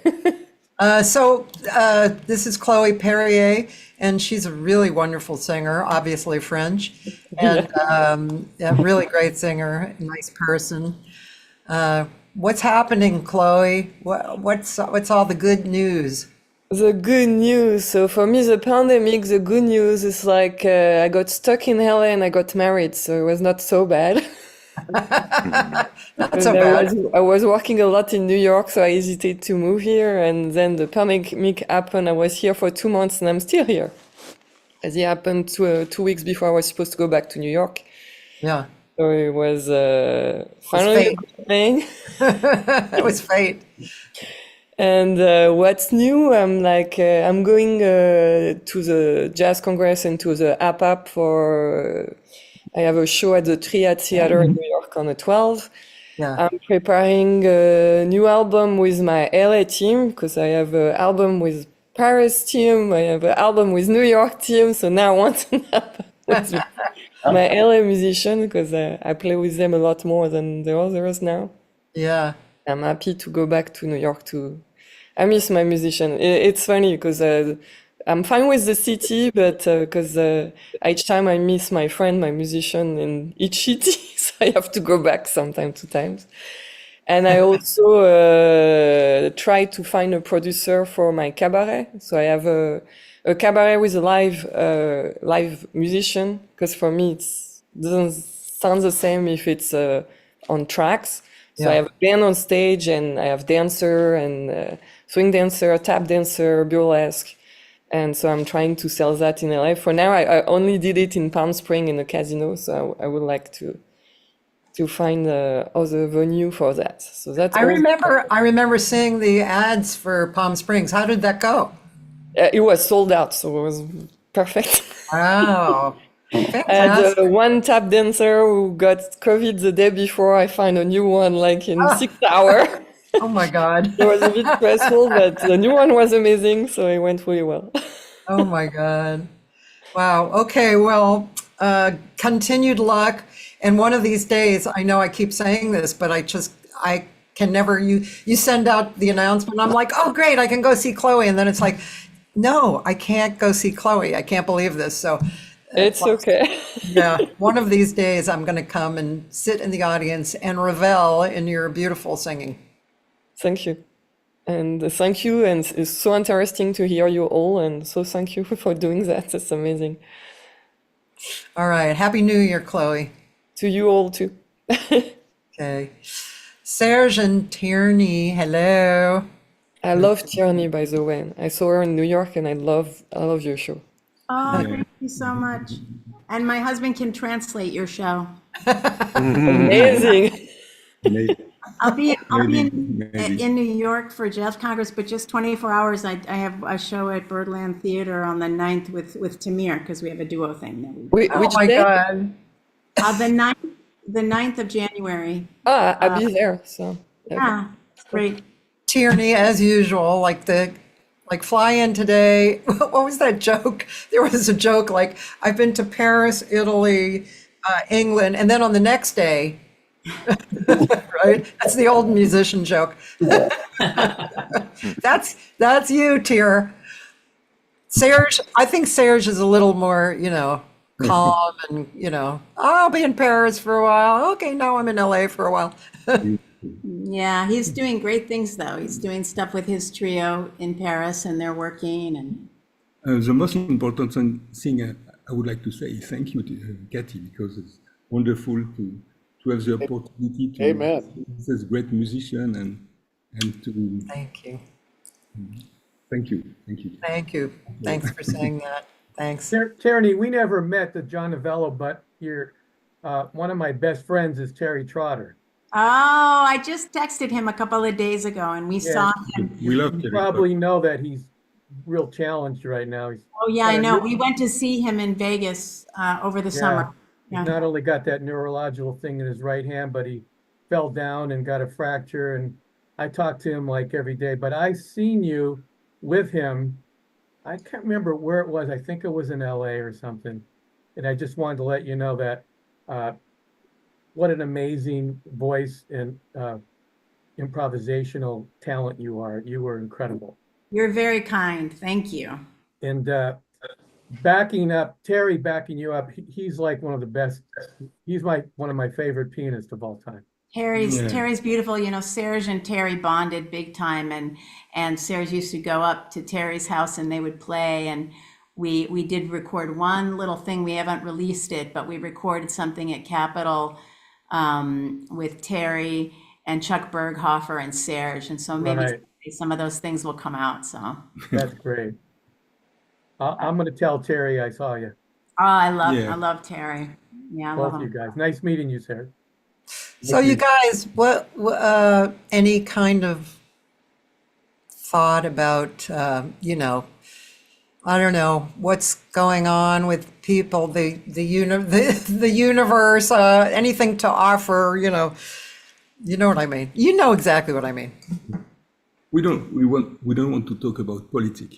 Well, No. yeah, I mean, I will say that, Serge and I are both Baha'is, and in our religion, we don't participate in partisan politics. We try to make the world better, but we try to make sure that we do it without a sense of us and them. Because I think this last situation convinced me, I think more than ever, that where the change needs to happen is not getting somebody elected or not elected. I mean, imagine the money that was wasted on all of this. Yeah. Yeah, everything's too divisive right now. Yeah, everything is so divisive, and honestly, we just want to love each other and find points of communication and unity, and I think that's what music is all about. I mean, I know I always get that spirit from Cathy and from all of you guys, and so I think that's the thing. Serge often will talk about just having a good spirit, having a good spirit, and in the end, isn't that really what we have to focus on, sort of, Yeah, that's the most real thing, right? It's the thing that brings you closer to God, or, whatever your image of God is. That's what it is. That's the best platform right there. Yeah, yep. Does it mean that it's easy, but we can try? It doesn't mean it's easy. It's very hard. It's very challenging, because sometimes things make me so mad, but I've been thinking about this a lot. Like, if I get on my sort of high horse, which I can do, usually I figure out it's my ego, and there's certain things that I'm talking about that I don't know what I'm talking about. You know what I mean? Yeah. We can get so emotional about things, but we're going to need to communicate with each other and consult and change our minds about lots of things in order to fix this world. And the way everything's set up is for people to just point fingers at each other and hate each other. And, I decided after the last election that I'm not going to put any energy into disliking anybody anymore. I'm just not going to do it. I'm going to think of everybody as my family, think of everybody as, if something's going on, I have some responsibility in it. It's not that somebody else did this thing. It's that's my family, and God is not partisan. Right. Yeah, exactly. There is, so we just, duh.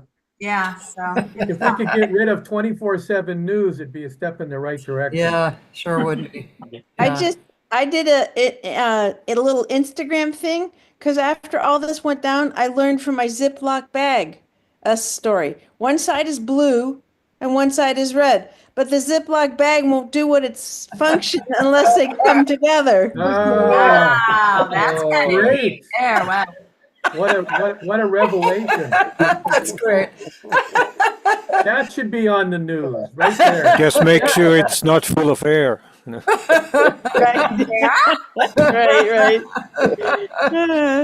Oh my God. Oh, well. All right. Well, thank you for coming on and hanging. I'm going to go to Brent. Brent, are you there? Because he has to leave as well. Bye. Mwah. I Happy am. New Year. Happy New Year, you guys. Brent Fisher, son of Claire Fisher, talented arranger guy, wonderful. Hi, Brent. Hi. Hi, Tierney. Hi, everybody. Great to see you all. Happy New Year. And Cathy, thank you again for all you've done. What was I? Was I guest 430 or something? I think. Let's see. You Something like that. were, well, actually, I'm not sure, but you were on in May of 2022. Oh, So, okay. yeah, Great. you might have been 430. Yeah. So the only thing happening in my neck of the woods is that well, a couple of things. Two albums that I worked on are currently nominated for Grammys. Yay. One is in the global album category. It's by an artist named Matt B. He's actually from Chicago, but he did a DNA test and traced his roots back to a bunch of different countries in Africa, and then went over there and worked with a whole bunch of musicians, and then we added an orchestra in London, and I did a lot of the arrangements for that, and came up with a great album that's in the global music category. And then, of course, an artist that I worked for a long time ago, Prince. My father and I added orchestral backgrounds to Prince's music for many, many years. I think about 25 years on and off. Yeah. And his album, or the new release, the new version of his Diamonds and Pearls album, is currently up in the Best Historical Album category. So if any of you out there are voting members and would like some FYC swag from me, let me know. I can send you links and all sorts of stuff. And the other thing I'm doing is I'm going to do an unofficial kickoff to Music's Biggest Week at Vibrato with my big band, the Brent Fisher Orchestra. I'll be at Vibrato on January 28th, and I'm going to have quite a few guest vocalists with me, including another current nominee, Nicole Zeraitis. I hope I pronounced her last name Yeah, right. I think that's correct. Has she been on your show? No, but I know her. Yeah, you should get her on. She's wow, her and her husband. I may be able to attend that. I think I may go out to the NAMM show. I haven't been there in 5 years, and my birthday is the 31st of January, so I may be in LA the week of the NAMM show, so maybe I can come and see her. Cool. Nice. Oh, you just reminded me. I'll be doing a panel discussion on atmosizing your mixes. Putting your mix into Atmos, which is the latest surround sound. I'll be doing that at NAMM on the 23rd. So if anybody's interested in how Atmos works, and then the only other thing to report is this little guy right here. Yeah, that's about it for me. Who is that little guy? His name is Chewbacca. Oh, okay, Chewbacca. Hi, Chewbacca. And he's it's like being a parent of a newborn all over again. Cool. But we're getting a little more sleep, though. We are, yeah. Happy New Year, man. Thank you. Thanks for coming on. Thanks for being a part of this. And thank you for what you've done in the past and what you're continuing to do. We love it. Thanks, Brent. All right. Hey, Ellen Burr. I'm trying to get to people as I know that they came on. Ellen Burr, she's a wonderful flutist in LA, and mostly, including other things, but mostly in my mind, avant-garde improvisational music, and she's really talented. She's also an artist. She creates beautiful jewelry, and she's a bird owner, apparently. Yeah, my little guy. Yeah, my little 6-week-old parakeet. Oh, Yeah, just little baby. oh, oh. Yeah. So thank you, Kathy, for having me be part of this because it's really interesting because I'm more of the quote creative music side of the improvisation, not the straight ahead jazz stuff. And I met Kathy because of Stephen Nachmanovich's Art of Is conversation on Mondays. And I've got to play with a lot of great people because of Andrea Centazzo, an Italian percussionist, composer, new music guy. And Jeff Schwartz was on here for a while. Yeah, he was. Here. I don't see him anymore. Yeah, he connected me with Andrea, and I'm so grateful for that. Yeah. So I was looking at your prompts, and it's interesting to hear everybody talk about the art and being older because I think I'm 78% there where I can feel that I'm a valid musician even though I'm not really getting paid for my music. And a friend of mine in Wichita, he used to be a farmer. He's a bass clarinetist, Mike Unruh. I don't know if any of you know of him. We made an album together, but he's an amazing player. He's like 100% there.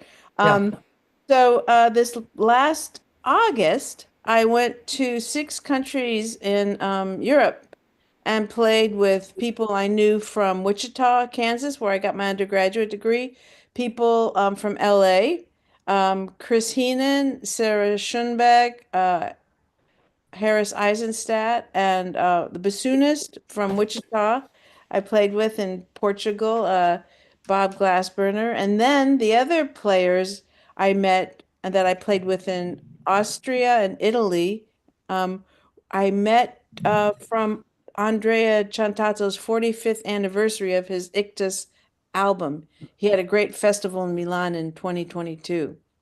And so I think the biggest thing I learned from the interview with you, Kathy, was that music is in my bones. It's in my spirit. It's in my heart. It's in my life. I can't not be a musician. Yeah. And because I don't earn my money by playing, doesn't mean I'm less of a musician. Yeah. So, yeah, it's been I'm 66, so most people are retiring now, and I just feel like I'm coming into my own as of just making music and getting it out there. I think that's the biggest thing I've learned in these past years. I think the European trip was really like a feather in your cap. It was so creative, and the when you sent out the announcement in the newsletter, it really interested me. It was interesting that you were doing that, and you were traveling all through and really making music with people in various spots. I think it's fantastic. Yeah, thanks. It was a interesting trip because I each place I was 2 days, and we played a couple hours each day with each group I was with. And now Wayne Pete, I see him here, even though he has an R in his name. Peart. Just saying, Wayne. He just cleaned up the beginning. Yeah, he cleaned up the beginning and endings of the recordings. So I'm going to send them to the people I recorded with, see if there's any ones they particularly love or hate, and then I'll put it out for people to listen to, because that's what it's about right now, isn't it? That we let people listen to what our voice is. Yeah. Cool. Thank you, Ellen. Thank you, Thank you, girl. Ellen and I have been going to eat together. We've had several fantastic meals. We just come up. Well, she actually comes up with these foodie places, and we'll go every 2 months. It's really a good hang. It's a great hang. Yeah, thanks for being my foodie friend as well as my music friend. Yeah. All right. Thanks. Thank you. Jody Jarris, hi. You've been on a while here waiting. How are you? Oh, I'm I'm hanging in there. Jody, for those of you who don't know, Jody is a singer, an actress, a producer and coach and director and a writer. And she lives in LA and she's an old friend of mine. Yeah, yeah. I was just sitting here in such delight because I go and I listen and watch your pieces, on YouTube. But just sitting here and listening to the stories, and because I know they don't know who I am, and I know few of the jazz people and the musicians, and it's just lovely to feel accepted and in this world of music, because it's different than the actor or the writer who we like to be alone. That's all right. Don't bother me. I'm busy. But we need to collaborate with our music, and musicians and people in the music world are so different than even the actors. Now, we're very supportive of each other and such, but I just feel such warmth and such care, and like it's one big piece of a person. We're not individuals. We're just one big mesh together in this sharing of these talents. And then, because as we see, people are painters and they're actors and writers and everything else. So just sitting here today and getting to be part of this and listening to the stories and how people are connected has just been a treat for me, that's for sure. Yeah. I mean, being that, as you said, what you do a lot of times is a kind of a solo experience. Do you find that, like coming out of the pandemic, this has changed? I know what you were doing during the pandemic somewhat, but do you feel coming out, has it changed? Has it broadened? But do you feel coming out of all of that experience, because acting wise, I did very well during the pandemic, which I hate to say that, but I did very well. And that's kind of still continued, even though I'm getting very old. Aren't we all? Yes, aren't we? Thank God, those of us that are fortunate enough to keep getting old and active. But the issue of your question would be what? Has it changed how I approach things, how I'm involved? Yeah, I mean, you said, and I can imagine working on the acting thing, or at least not in a group, but more of the writing and the coaching online. It was more of a solo experience, and during the pandemic, that was fine. But now, as we are moving on, and you're a singer as well, do you find this is a different experience now, kind of opening up for you? I don't know right now, because I did have a physical damage to my lungs. And so I'm having to learn how to talk and sing differently. And I miss singing because I haven't been doing it. So I'm looking at 2024 was a piece of shit. Excuse me. Was as far as I'm concerned, even though I did well acting wise again, it just didn't sync. It wasn't synced. It seemed like everybody was complaining that they were having a hard time. So I'm feeling that 2025 it feels fresher. It feels, even though God knows what we're up against. But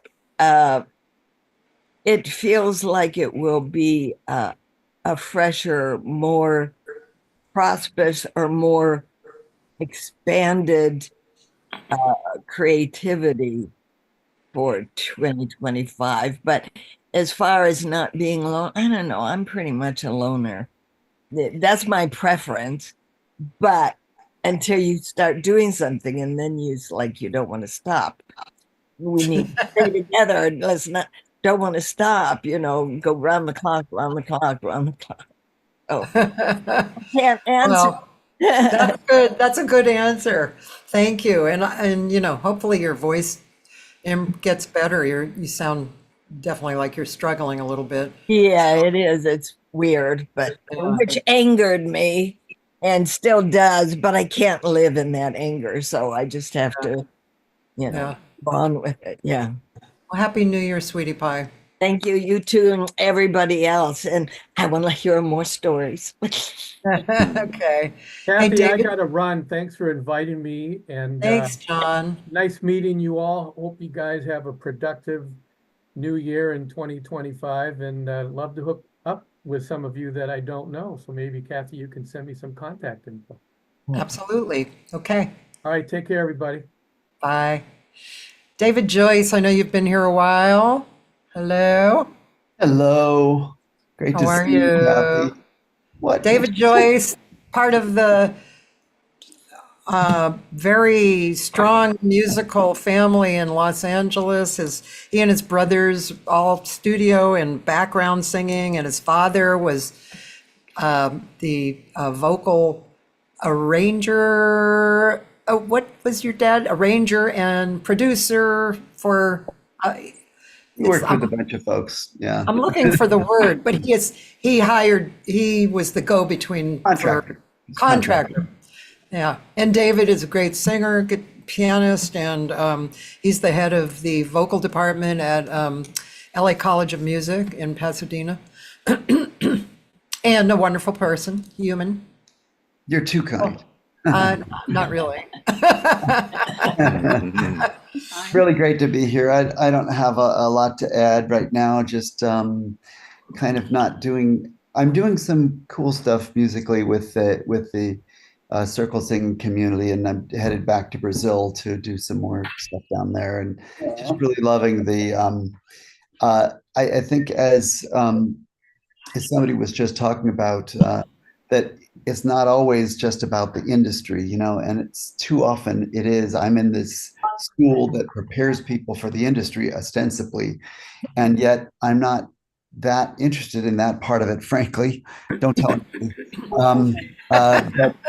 But it's so much more about the art, we just so need that. And that's just what I want to put out there, is that I'm trying to create, improv circles in the park and just do things that are more about creating community and creating more opportunities for people to be creative and to own their own voices and to find and nourish that. It's not just about some stars, and so much of the industry is just about fame and awards and all that stuff. And I've had some of those things, thankfully. Thank you, Claire Fisher and Brent. But it's to me, it's about what this group is doing. Is people are creating music, and they're creating avant-garde stuff, and they're creating symphonies and orchestras, and just keep on doing what people are doing, because I do think that we're in a tough. We're potentially in a tough time, and it's not about partisan politics. It's about selfishness. It's about creating. People are spending too much time creating us and them, and hatred and fear. And we as artists get to have a different way of looking at things. It's not us versus them. It's all of us. And I'm so grateful to just be included in this, Cathy. So you had your little circles of singers, and now it's expanded across the world, and you've got your 600th show. Hats off to you, my dear friend. I love you very much, and grateful to be here. I love you too. And guys, all of you guys, especially who have been in the university and school situations, How would you like a guy like this to head your department? Unheard of, right? Really unheard of. I mean, he's great. He's a really giving human, and the circle singing thing that Dave has gotten more and more involved in over the last few years is really getting a big expansion. And there's several guys from Brazil who he's hooked up with. You know, Diana is going to Bahia. Ah, wonderful. Oh, I would love to go to Bahia and do the whole thing. Oh my God. I don't know, $2,000. I'm going to have to like put my money aside, but anyway, but they're wonderful, and it's such a community. I see such a community expansion through that. It's amazing and wonderful, wonderful. Yeah, these there's a retreat coming up, and then advanced training that I'll be part of. But they meet in the park once a month, and everyone is invited. Singers, non-singers, etc. And over 100 people gather together, and there's intermingling of circles and groups improvising and listening to each other in different keys and different meters, but it's all together. And then circles inside of circles and movement and body percussion stuff, and so that everybody has something that they can add. And I just have great hopes to see something like that in LA, where we drop all the politics, we drop all the hatred, we drop all the fear and anxieties, and get to just create and sing and own our voices and remember our connection with one another and our natural world. Yeah, here. This sounds like fun. You said it's not happening in LA yet?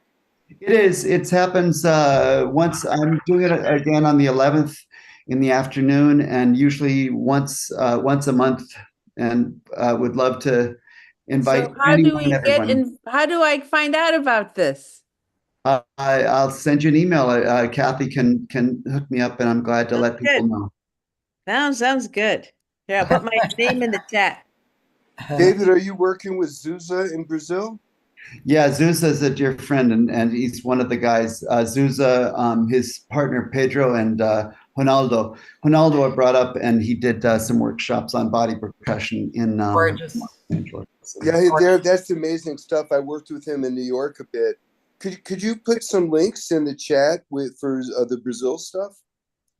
Sure. Or me send it to us later or whatever. Yeah, I can probably hook everybody up too. That's Steve Sandberg. He's from New York. Super. Okay, Yeah. I'll Awesome. do that. Thanks. Thanks, Dave. Happy New Year. Happy New Year. Let's see, Wayne Pete. Howdy, Wayne Pete, pianist. Hello. Studio owner and engineer. Creative, funny, human, great, and a great engineer. If you have live projects, he's like the best. Kenny Burrell would only hire him for his live recording. Okay, now I've spoken about you, so now what do you have to say? Oh, with that. How are you, Wayne? Good. The pandemic, for that question, actually made me very busy in the studio, so I couldn't complain. Yeah. The live playing kind of fell off, but a lot more studio stuff.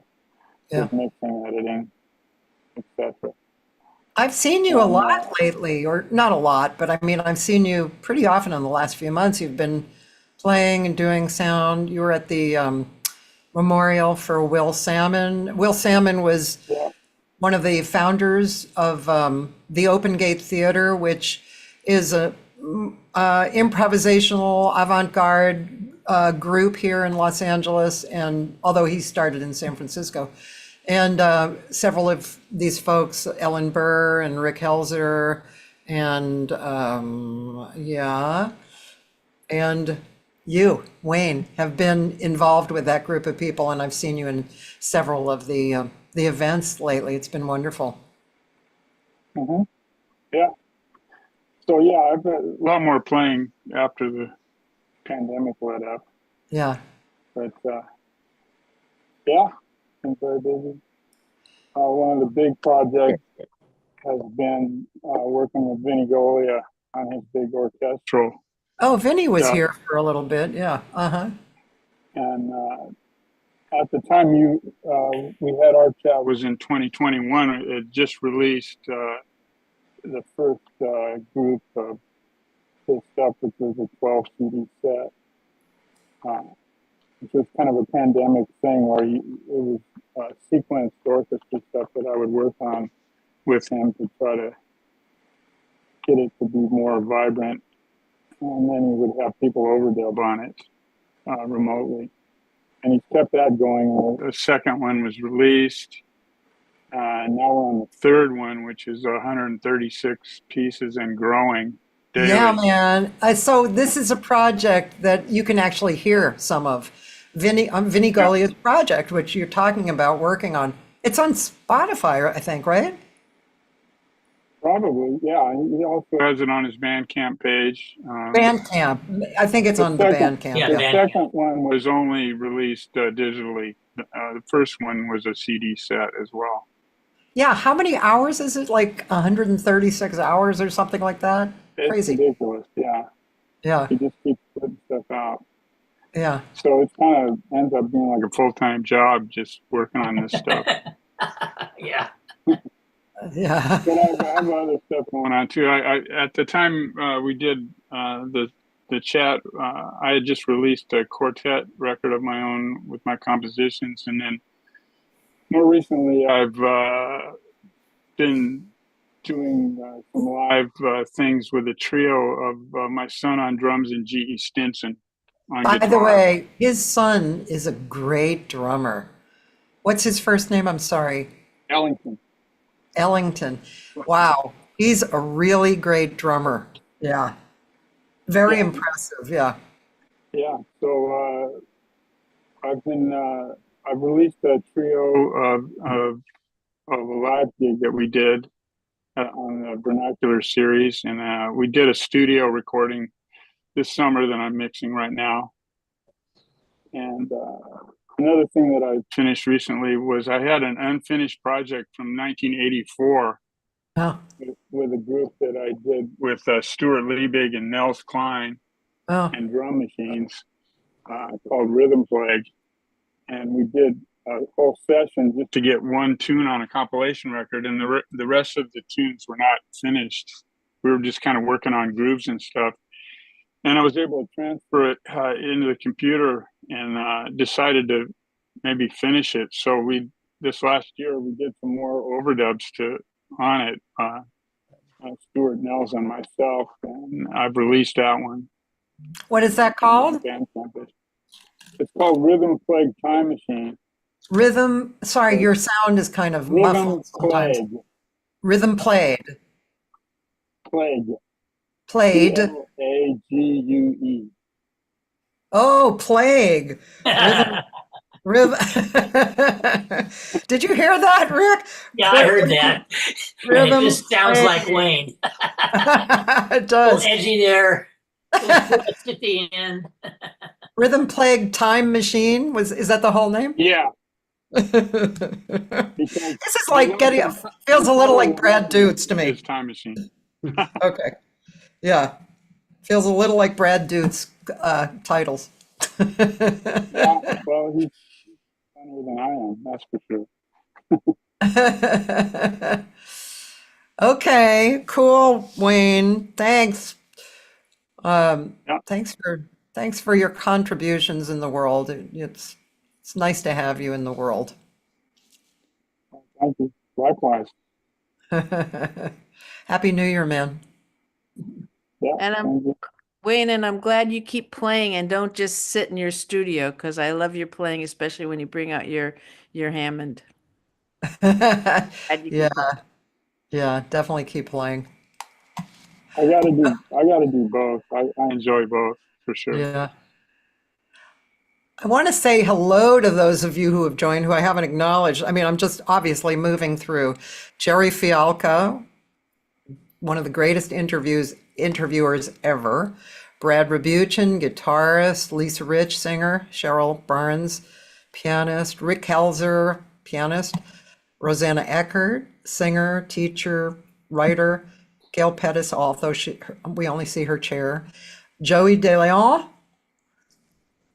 percussionist, drummer, Dori Amarillo, guitarist, arranger, composer, Lynn Colbert Jones, composer, show holder, Mari Nobre, singer, Maurice Gainen, sax player, Steve Sandberg, as I said, from New York. He's so wonderful, and we're going to see each other in a week or so. Kenny Wild, bassist, and Taylor Hatch, guitar player.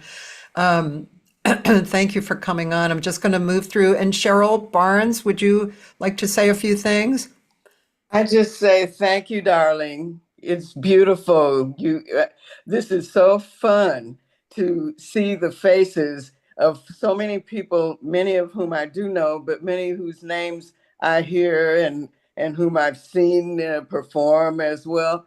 It's just fantastic. And to know that as artists, we really do have a common thread, with all of our individual differences and offerings that we have. And from the pandemic, I just have been able to grow, and I am so grateful for that, as opposed to having a negative experience through it. And a lot of it has to do with that growth has to do with the people that I was able and am able to surround myself with, starting with you, starting with my wonderful pianist husband, Phil Cabasso, starting with all of my great dear friends, Leo Nobre, Mari Nobre, and Sandro Feliciano, because they have been the musical core also for me. And anyway, thank you. It's just a thrill.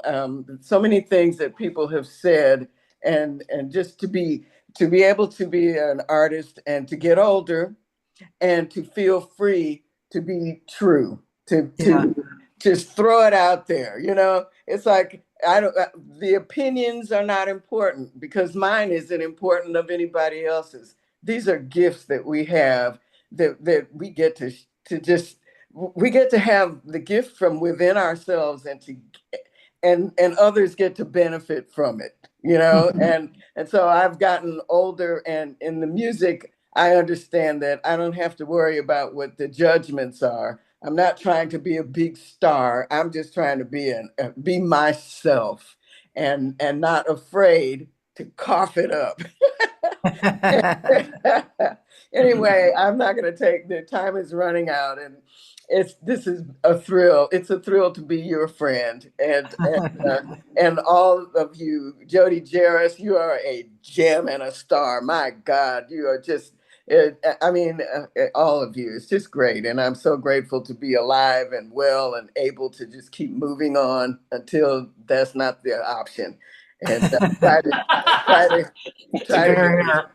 try to contribute something in all the areas of my life. But it's just really fantastic. I had a beautiful conversation recently with Barbara Brighton, and she basically said, she just encouraged me to just feel free to be who you want to be, and musically, and fly. And it just is in concert with exactly how I have evolved, and I hope to share that and inspire other people that way, from my behavior and the courage that I think it takes for us to throw it on out there.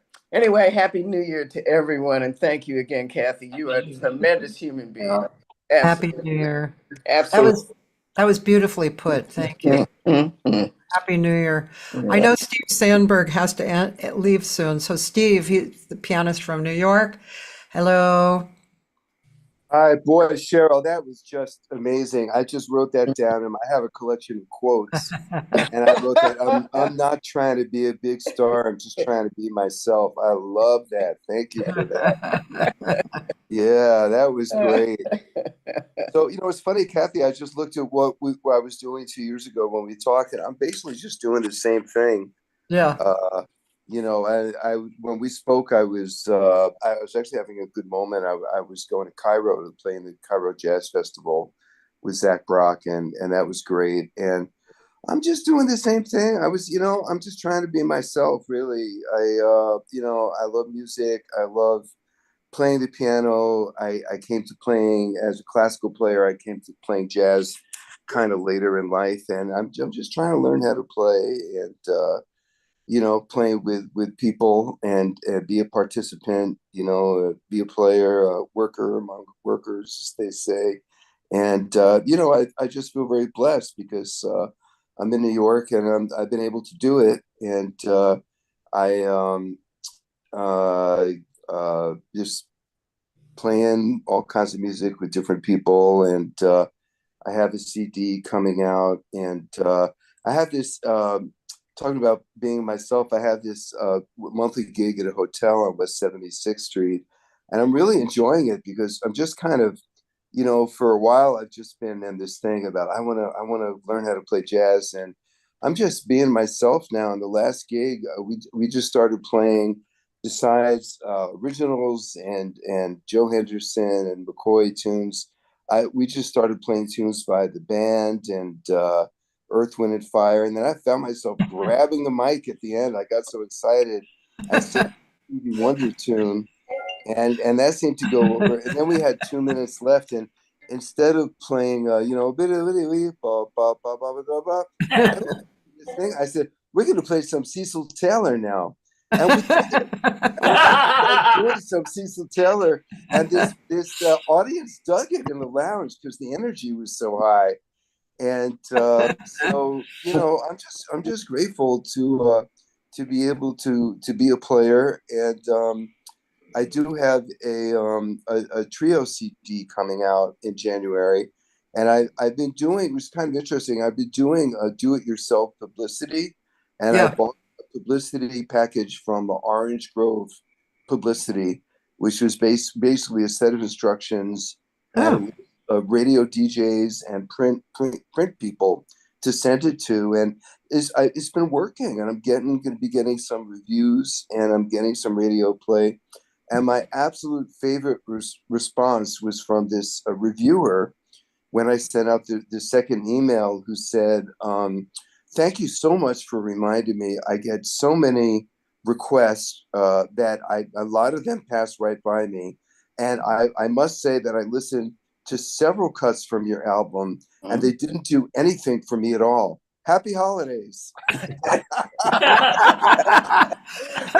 Wow, that's priceless. That's really... Well, I mean, some people would prefer to hear it rather, right, than not hear it all, right? Well, I don't know. I'm like, why would he write that? But I guess it turns into a good story, but it really connects with, no, I mean, part of me was not happy with it, obviously, but yeah.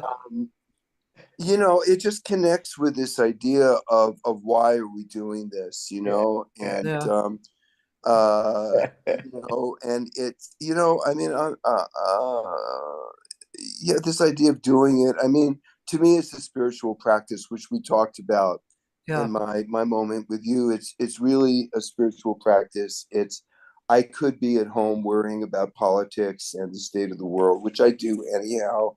But when I go to the piano and I do it with other people, I'm participating in putting some positive energy out there. And I just want to end, because I know there are tons of people on here. I just want to end by, I read this incredible, I was listening to this interview with Christian Josh this morning, and he said the most wonderful thing. He said, these times are very difficult. There's so much pressure, so much violence, so much fear. It's very hard. Any little bit of spiritual practice you could do at this time, in this lifetime, is incredible. We're planting seeds. They may not grow right now, but you just keep planting, and sooner or later they will grow. Wow. That's beautiful. Thank you for that. That's really beautiful. Thanks, Steve. And I'll see you in New York. Yeah, looking forward. Yeah, thank you. Thanks. Abe Pearlstein, I don't know if I mentioned you in my go around there. Abe Pearlstein is a radio host on the West Coast, and very cool guy, photographer as well, a longtime photographer. Hi, Abe. Hi, thanks for having me. Sure. I'm not halved too often. Oh. Well, I'm glad to have you. Well, you know how everybody says that? They say that in interviews. Thanks for having me. I'm like, that's pretty personal. But have you? But I thank you. I thank you for inviting me. And you've been doing this. I think you've been doing this for about what, 5 years, 6 years? Yeah, since March 2020. And I've been doing it since 2014. I've lost count how many interviews I've done. Yeah. But I do it because, you know, it's mostly the jazz players I love talking to. They're Yeah. very articulate, they're funny, they're usually minimally egotistical. Now, this is not to say that all other musicians are egotistical, but you get rock, folk, and all the other guys, oftentimes they can't even answer a simple question because they're just not used to that. They're really good at music. Yeah. But I love the jazz musicians because they're the most humble and the most sophisticated, oddly enough. And I love doing it. I've been doing it a long time. Photography wise, I'm proud to say I have 6 prints in a show at the Bob Dylan Center in Tulsa, Oklahoma. You know, he's been getting so much press. Yeah. Amazing movie, A Complete Unknown, which any of you, if you have not seen this film on the big screen, rush out and see it. It is one of the best films of the last 5 years. And, wow.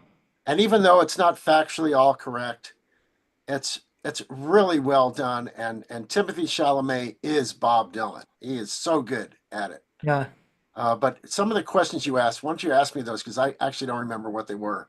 Well, I was, what was happening for you at that time and what you're working on now, and how has the last few years changed you, and if having an interview, I mean, I can barely remember each interview. At one time, I thought I was going to go back over each interview and write down all my aha moments.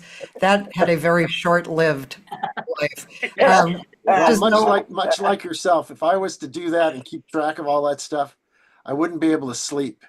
I know. There's just no time.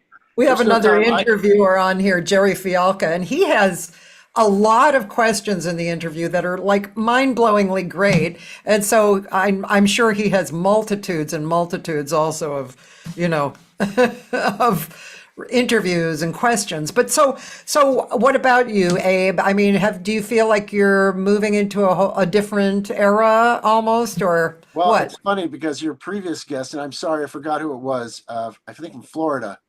He said he's thinking of opening a club. No, that's John Novello. He's in Nashville. Nashville. And you know what? Nashville, since Gary Brumberg moved there and a bunch of other people I know have moved there, it's really coming up in the world in terms of diversity of music. It's not just country music. A lot of people think it is. Now, the jazz scene is still bubbling under. It's not really huge yet.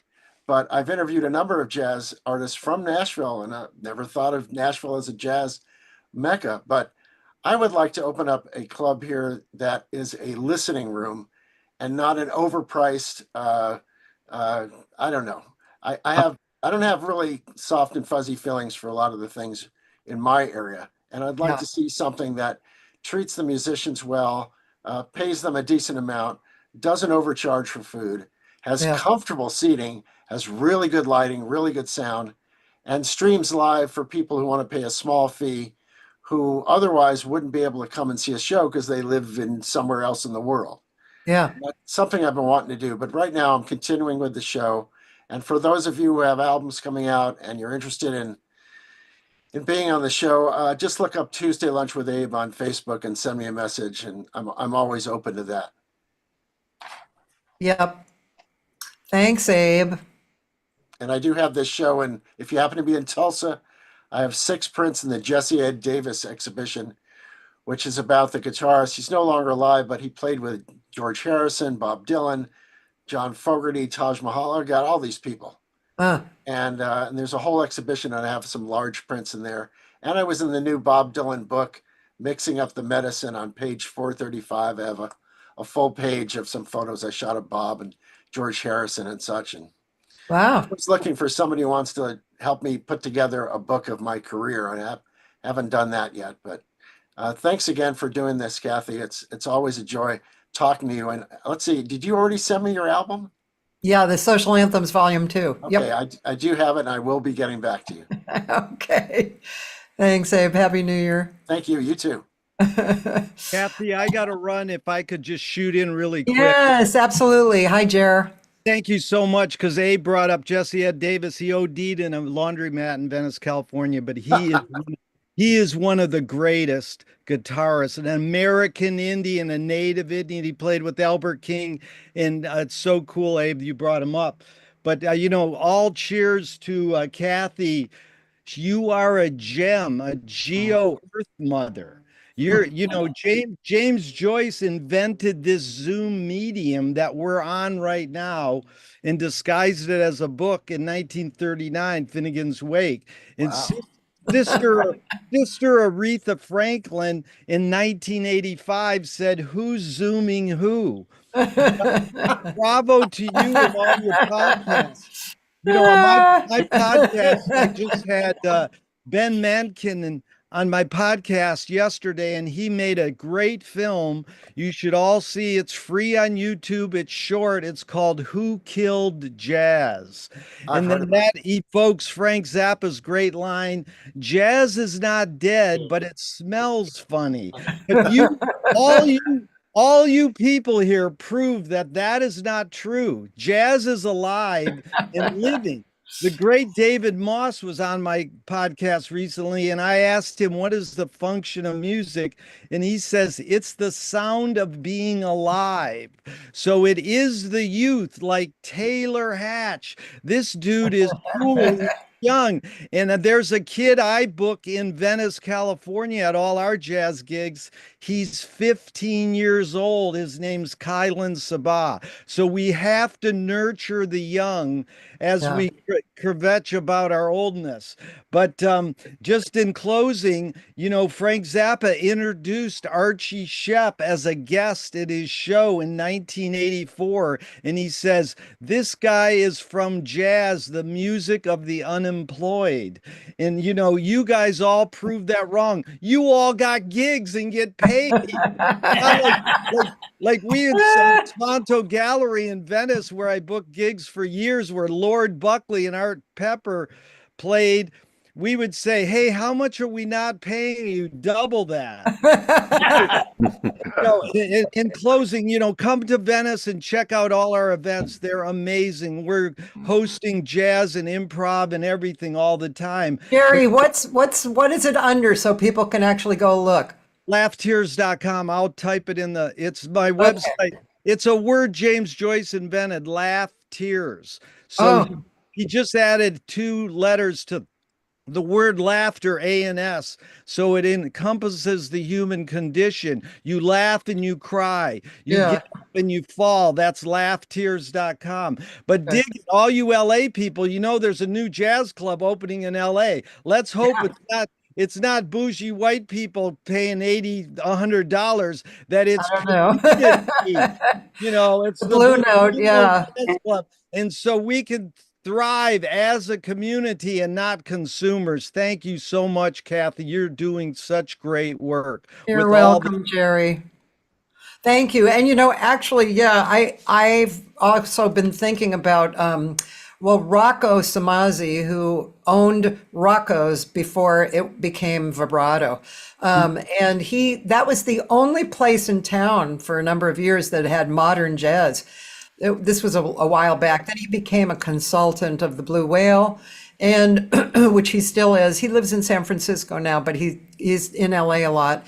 And he, for the last 20 years, has produced the Angel City Jazz Festival, which is an avant-garde improvisational group of people. And it just kills me every year because I never know when it's coming up.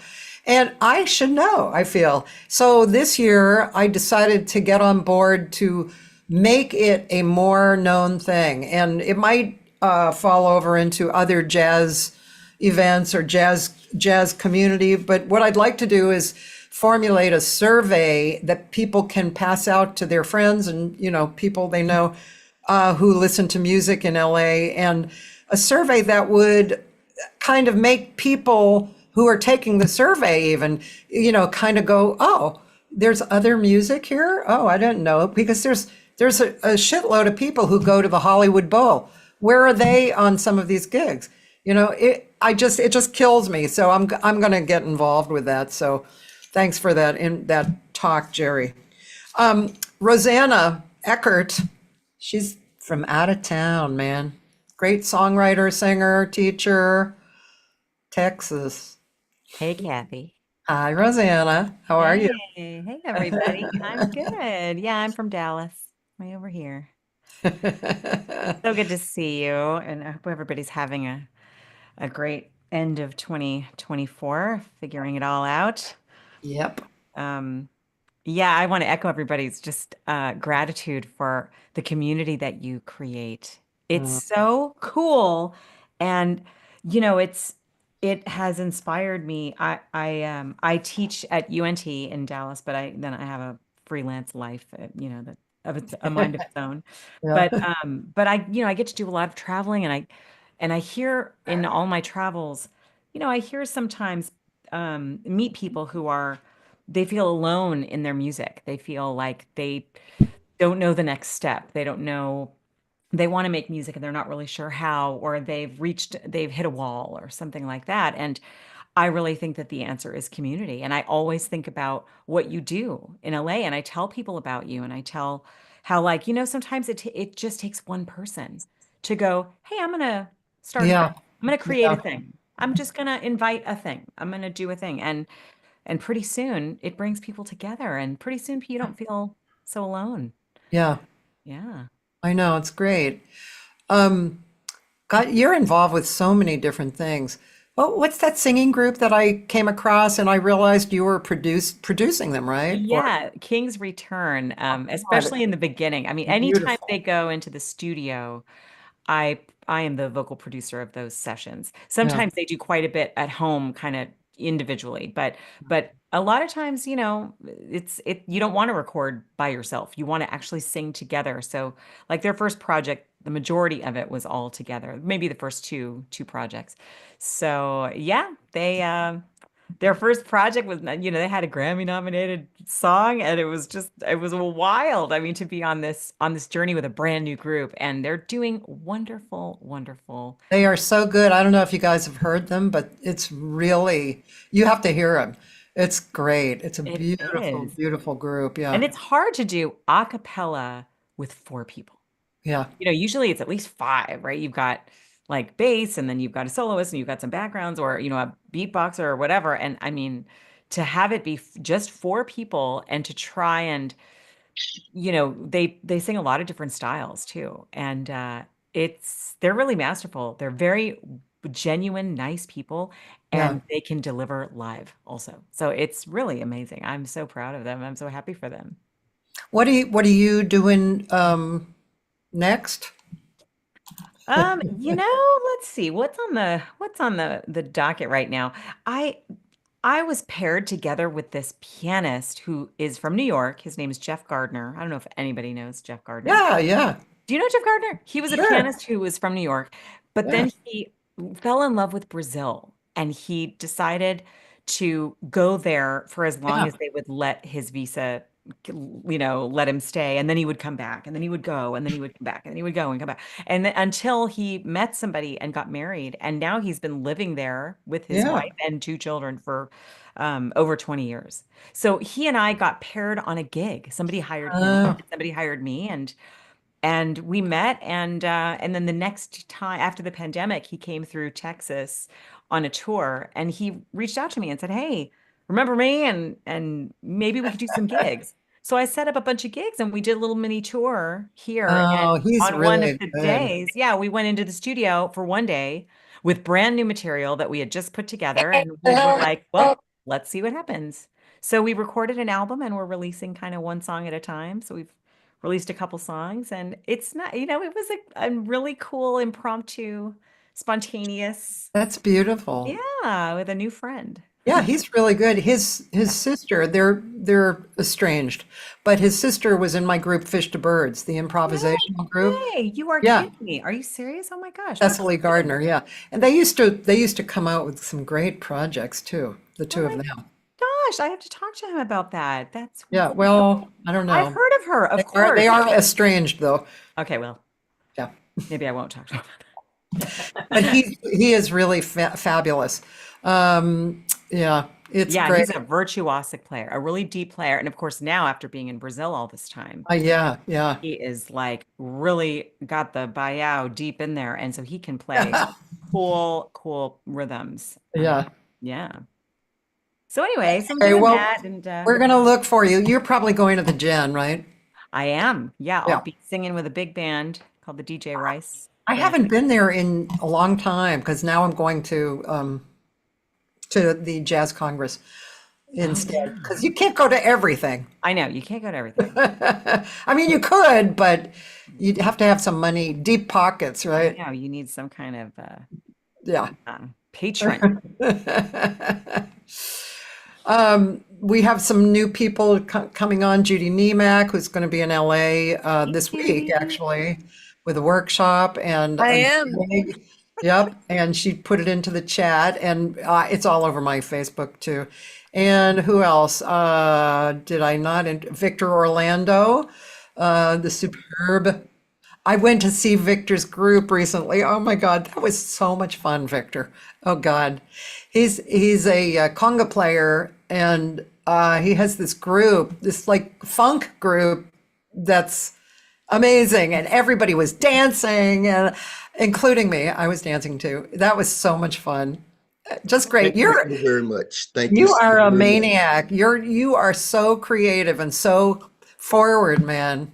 Well done Well, with you, man. that's what percussionists are supposed to do. Everybody in every musical genre, paint your picture, and then we'll come on and put the colors on. And if it doesn't look right, it's not a Picasso.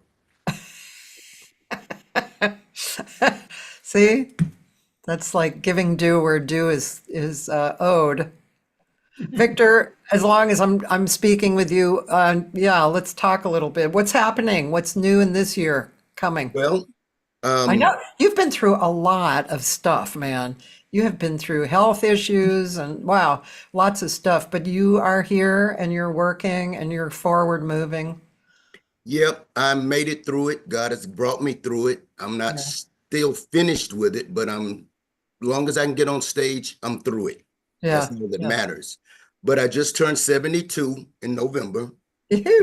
And on my 72nd birthday party at Catalina Jazz Club, I decided to start a foundation for musicians who are uninsured to get their prostate cancer testing. That was my goal because that's what I had, prostate cancer. I didn't almost die, but I did get it caught in time. And I asked God, what can I do to give back? So he put it in my head, start something to help the guys because I'm on 3 different levels. I'm on the local level. I play at all the clubs. I play with everybody. I know everybody. I love everybody. I'm on the middle level. I have my own band. I can do what I need to do for me with my own vehicle. And I'm on the top level, Gap Band, Shaka Khan, Bobby Womack, LL Cool J, all of the people I've played with, Buddy Miles, Billy Preston, Ozone, everybody. I loved it. Those are the paths that God gave me. So I said, what can I do? Because I'm on the level down there that these guys don't go down and deal with much. So I'm on that level. Let me help them. So I said, start a foundation, start something that they can get their PSA numbers. You get 5 guys together on a bandstand and say, what's your PSA number? What key is that in? Yeah, I said, what's your PSA number? And they wouldn't know. So that's me walking around doing COVID. I didn't even know what PSA was. I thought it was public service announcement. It's your cancer numbers to know. Mine was 5.9, which at that point I had cancer. It went up to 16.9, which at that point I got scared. Yeah. Took it out, no radiation, no chemo. I'm live, I'm vertical, I'm playing. I asked God, just let me have this. As long as I have that, I'm okay. Yeah. And then I said, well, let me give back. And that's when I started this thing. So I did my first fundraiser at Catalina Jazz Club on my birthday party. Yeah. And drum roll, dun, dun, dun, dun, I raised $20,000 that night. Jesus. Wow. I went to Dodger Stadium and hit a home run. First night out. Wow. An artist came up on the stage and said, "Can I have the mic?" I gave him the mic. He said, "I'd like to donate $20,000 to the foundation." Wow. And I'm not from Compton, so I'm not hard. I'm soft. I started crying. I was happy that somebody understood where I was going, what came into my head. Yeah. So right now we are laying the cement for the foundation, getting the paperwork, the names of this, that, and the others together. Next big fundraiser will be coming in March. I'm going to add some names to the list. We're going to have a nice lineup. We're going to get some more money. I partnered with Game Day in Encino. It's a facility that will be doing the PSA and testosterone testing at their place. It's normally $300 for people that have $300. Well, for me, they're going to do it for $49. Wow. For every musician that comes on board, do the application thing, get seen through my staff, will get their prostate numbers for them. That's good. $49 from the foundation to the company. So I found a company that will partner up. I'm going after Music Cares, California Jazz Foundation, and the Dodger. I just found out the Dodger Stadium has a prostate cancer testing awareness foundation that helps other people. So I'm looking at those people to try to jump on board, throw me a couple of folding money, no change, folding money, so that we can get this thing out. By now, you should know that I'm a comedian also. So really? I just don't I play had no perfection. idea. But thank you all for letting me have that 35-second platform to tell you what I'm doing. He's great, and it's really fun. I mean, especially for those of you who love, old school funk, it's so much fun to go see his band. It's great. I just you can find me on Victor Orlando 1 on YouTube. The name of my band is Funjala, funk, jazz, and Latin. That's what we do. And I have all of that on my Grammy nominated CD, and I'm about to drop the second CD in 2025 with brand new music of funk, jazz, and Latin. Cool, man. Thanks, sweetheart. Good to see you all today. Happy New Year. Happy New Year to each and every one of you. Hey, Rick. I saw Joey DeLeon was on earlier. Joey DeLeon. I know he had to drop off. I would have really liked to have a moment with him, but yeah. Yeah. Well, you keep it going. You got 10 more minutes before you have to get off. Yeah, I'm just going to keep going until I finish talking to everybody. Love you. Love you too, sweetie. Bye-bye, y'all. Richard Helzer. Hey. Can I call you Rick? Please, I prefer it. Rick Helzer, living in Fresno or around the area, pianist, composer, teacher. Retired jazz educator. San Diego State. I retired in 2013. And God, 2030. Wow. Yeah. We moved, my wife and I moved back to Fresno in 2017, and I had so many people, friends in Fresno, say, "You moved out of San Diego?" And I said, "Yeah. There's no way to afford a house in San Diego." So anyway, but I have lots of friends here and family, and it was the right move. Yeah. And so, and I'm really sorry I didn't get to talk to Brent. I know him a little bit, and he was his dad was one of my. I have like 3 epiphany type folks in my life. One of them, the first one was Dave Brubeck. When I heard him at the age of 13, I just listened to this music and I said, I don't know what this is, but that's what I want to do. Yeah. And then I got to go to Berklee College of Music for a summer session. Uh-huh.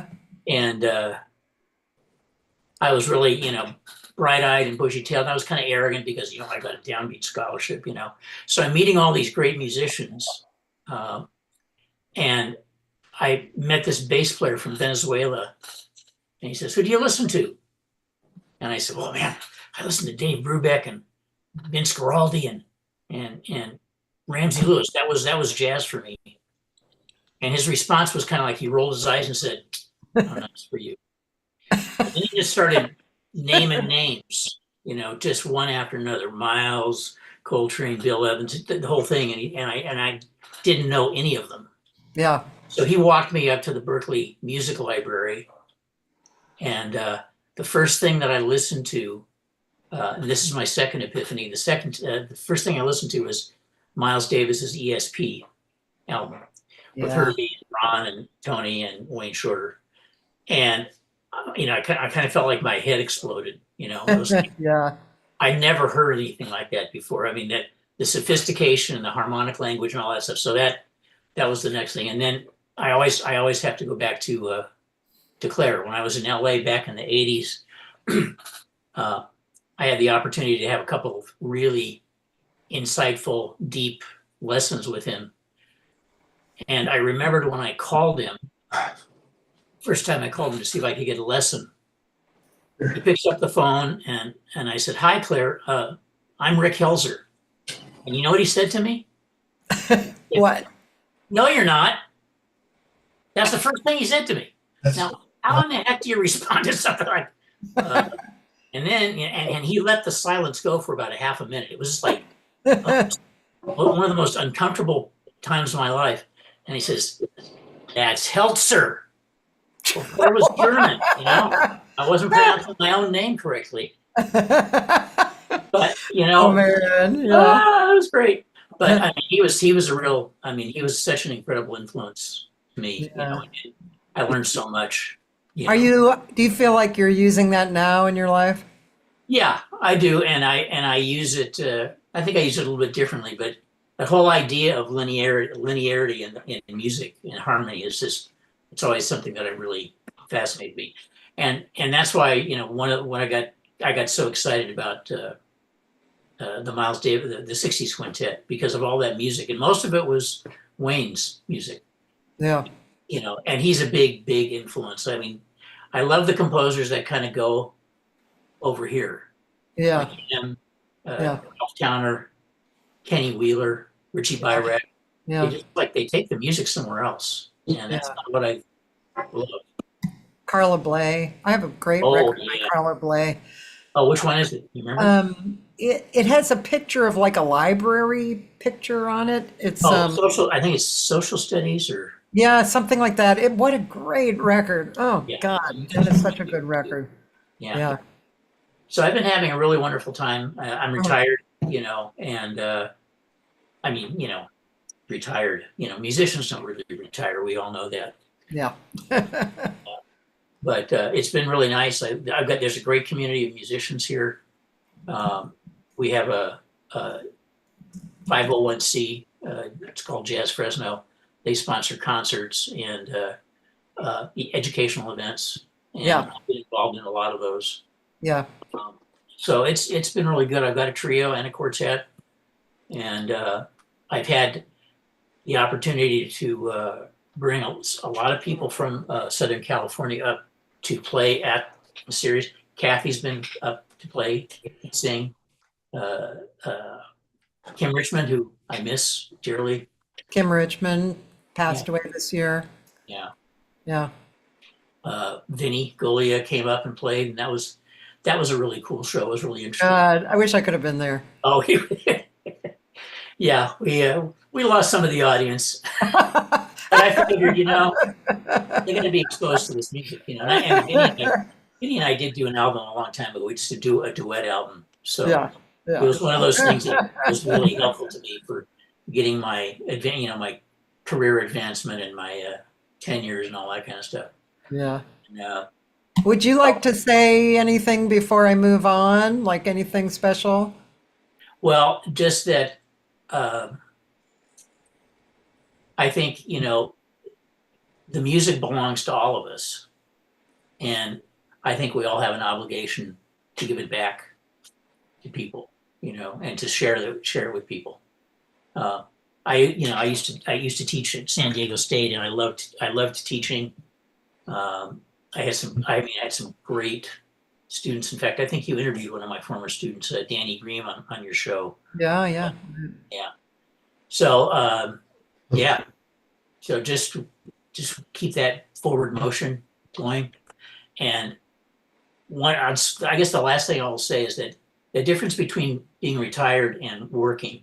When I was working, there's a certain amount, there's all this responsibility and a certain amount of pressure.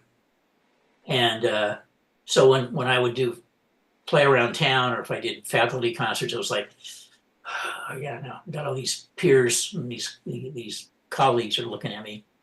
So once I retired and I got back here and I started playing here, it was like, and I've had this experience with a number of my musician friends here. It's like, when we play, we don't care.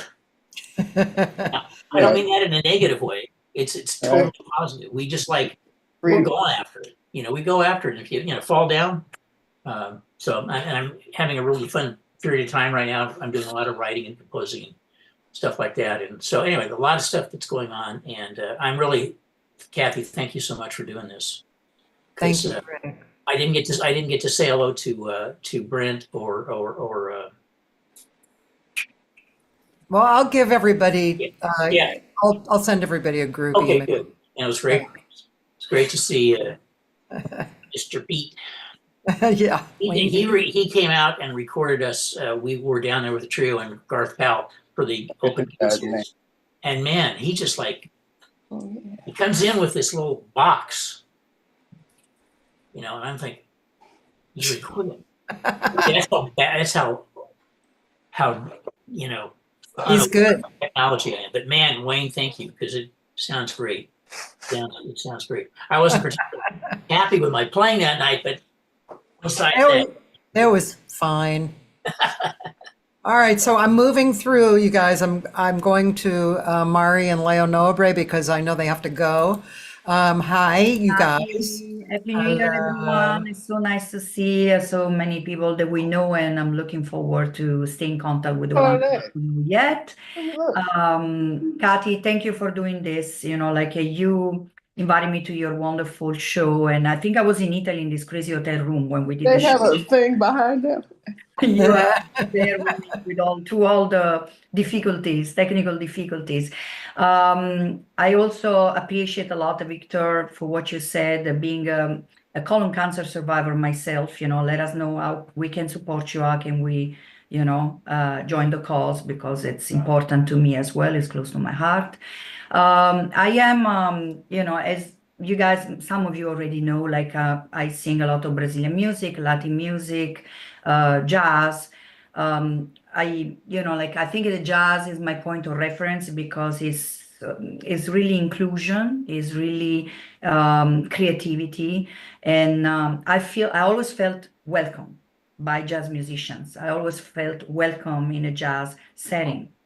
Even now that I'm doing other things too, as you know, Cathy, I have a big project of Mexican music that came to my way. It was really like a destiny, in my life. And, I think the jazz is still my point of reference. Our band No Brazil continues, with gigs. We have a project of, a very important project in August for the Limmer Park Festival. Yeah, Limmer Park. Yeah, festival. And then, I continue with my little, acoustic shows like in Fogo de Chão in Thousand Oaks. If you guys are in the Thousand Oaks area, I'm going to be there on January 10th and January 24th, I believe. Where is that, Mari? What is it? Where is it? Fogo de Chão, the Brazilian churrascaria in Thousand Oaks. It's just an acoustic duo gig, and then we have our big concerts for the Mexican crowd. We're going to be in Yuma, Arizona at the Yuma Festival, and going to be in February Fantasy Spring Casino, that one. But anyway, with anything, I just wanted to thank everyone for being here. It's wonderful to see you all, and I'm going to leave a second to Leo. Hi, Cathy. Good to see you. Happy belated birthday, man. Thank you. We missed you this year. I know. I'm sorry I didn't show. It's all good. Say hi to Gary. I will. Leo is a fabulous, fabulous bassist and works a lot with Cheryl Barnes and Mari. Hi, Cheryl. And then, I also, the duo gigs with Mari, I play guitar on those as well. So, okay. Yeah. Some solo guitar gigs as well, but I do a lot of duo gigs. Hi, Brad. Good to see you too. Well, miss you, man. See you there. Me and Brad worked alongside. We taught at LACM for 2 decades. So Yeah. that's Yeah. Cheyenne. He's a dear friend. Great Yeah. musician. But Cheryl, yeah, I played with Cheryl. I played with a bunch of singers, including Marty, of course. We love you, Cheryl. So Leo, what do you think about what's your kind of good advice to the young players coming up right in this time period? I think, a lot of the young players are in good hands. There's a whole new crew of young guys that kind of come in with a lot more knowledge that, I don't know, they just have more access to what we had to, go on get vinyl, listen to cassette tapes and transcribe the old way. Now you have all these videos of, it's good and bad because, a lot of them, they kind of use that as shortcuts. Yeah. And they don't dig deep enough to, I mean, if you're gonna listen to Steve Gadd, for example, like if you're a drummer, Yeah. great. I listen to Steve Gadd. I got all my information from there, but Steve Gadd got his information from Philly Joe and all that stuff. So you gotta go and go further back because sometimes you're already getting something that was already a derivative, and so why is does those paradiddles that way? Well, that he took that one from from whatever Philly Joe or Max Roach, so this would the only thing I got to say is it's like sometimes they have all this access to information, but it's just sometimes it has to dig a little deeper. Yeah. Because a lot of people now they like to play fast and loud. And, I just recently, did a show at the Gardenia, singing, backing up a bunch of singers, me and Dori Amarillo, I think he was here too earlier. Yeah, he was. And we played a lot of ballads, and people go there to listen, and it was great. At the same time, I played at Vibrato the other day with another singer, and it was close to Christmas, so I guess there was some Christmas parties, and she did a lot of ballads, and it was like halfway through the set, she started cutting some ballads out of the set list because people were just rude and talking over it. So you never know. It's like Yeah. LA I think educating the audience comes before anything else, right? Yeah. It's like really, it's always an issue, right? With the audience not being aware, the music is a constant creation, it's something that should be respected, something that should be cherished. And not every venue offers live music necessarily, so that they are privileged actually, that they are lucky to listen to live music. I was kind of like taken by surprise by vibrato because sometimes if you go, depending, I think it was because it's close to Christmas and they had a big party upstairs, so. Yeah. But I mean, and yeah, we had to cut some ballads from the set list, which was kind of a shame, because it's my favorite stuff to play. Anyway, but that's the thing for the new generation, not so loud, not so fast, just enjoy, it's like Listen, Yeah, space, listen. I talk about this a lot with everybody. Everybody has, at some point in the conversation, listening and space comes in, and it's true, and just being, yourself. Judy, are you leaving? Sorry, I'm sorry. I'm trying to fit in everybody here at the end. No problem. Thank you, Hi, everybody. everyone. Good to see Brad, Cheryl. Happy New Year, you guys. Happy New Year. New Year. I want to get Gail Pettis. Judy, are you leaving? I can't hear you, Jude. I don't have to. Oh, I'm okay. trying to. Can you hear me? Yeah, I want to get Gail Pettis because she's been on here for a long time, and I just wanted to talk with her quickly. Okay, so thanks, Mari and Leo. I didn't mean to cut you off like that. Hi, Gail. Hi, can you hear me? Yeah.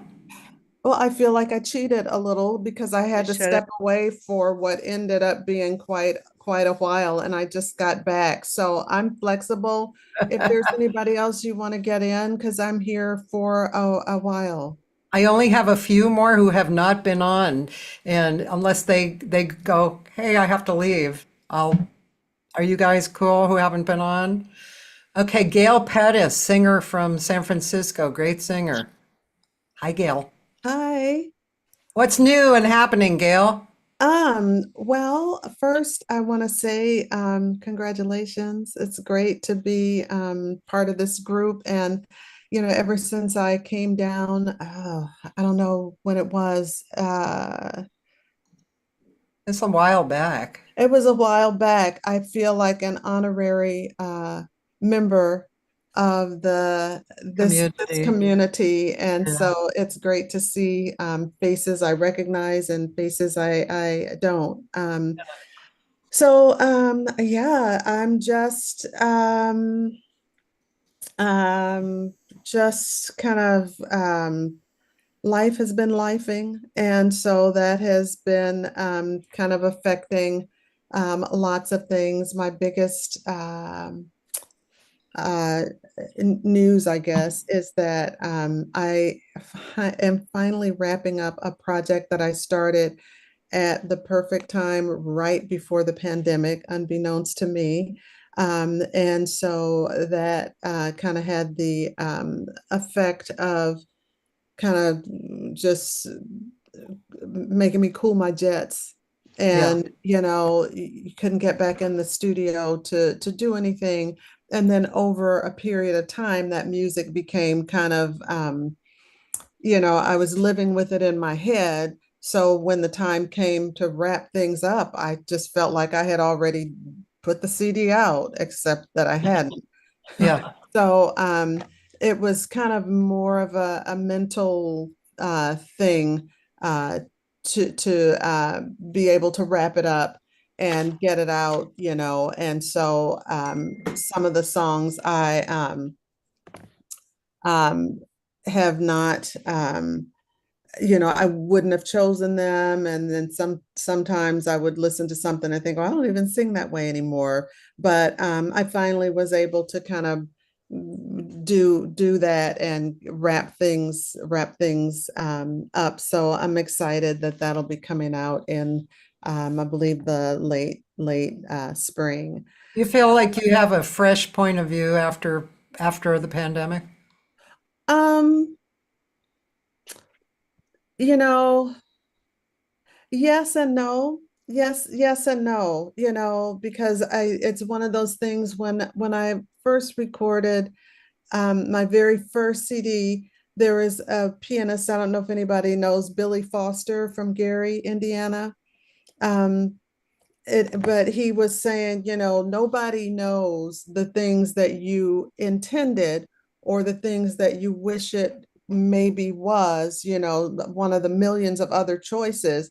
Nobody knows what all those choices in your mind were. They just know what they hear. So it's kind of a learning process, that whole thing, very, very different from the experience of, I think it was Richard, I don't know you to call you Rick, so I'll say Richard.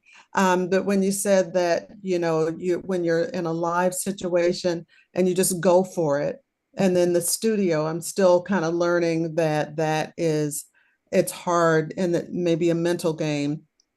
But when you do something live and you go for it, you fall down, you get back up, and it's no big deal. But in the studio, whatever you do, there's exhibit A right there, So it feels good to get that done.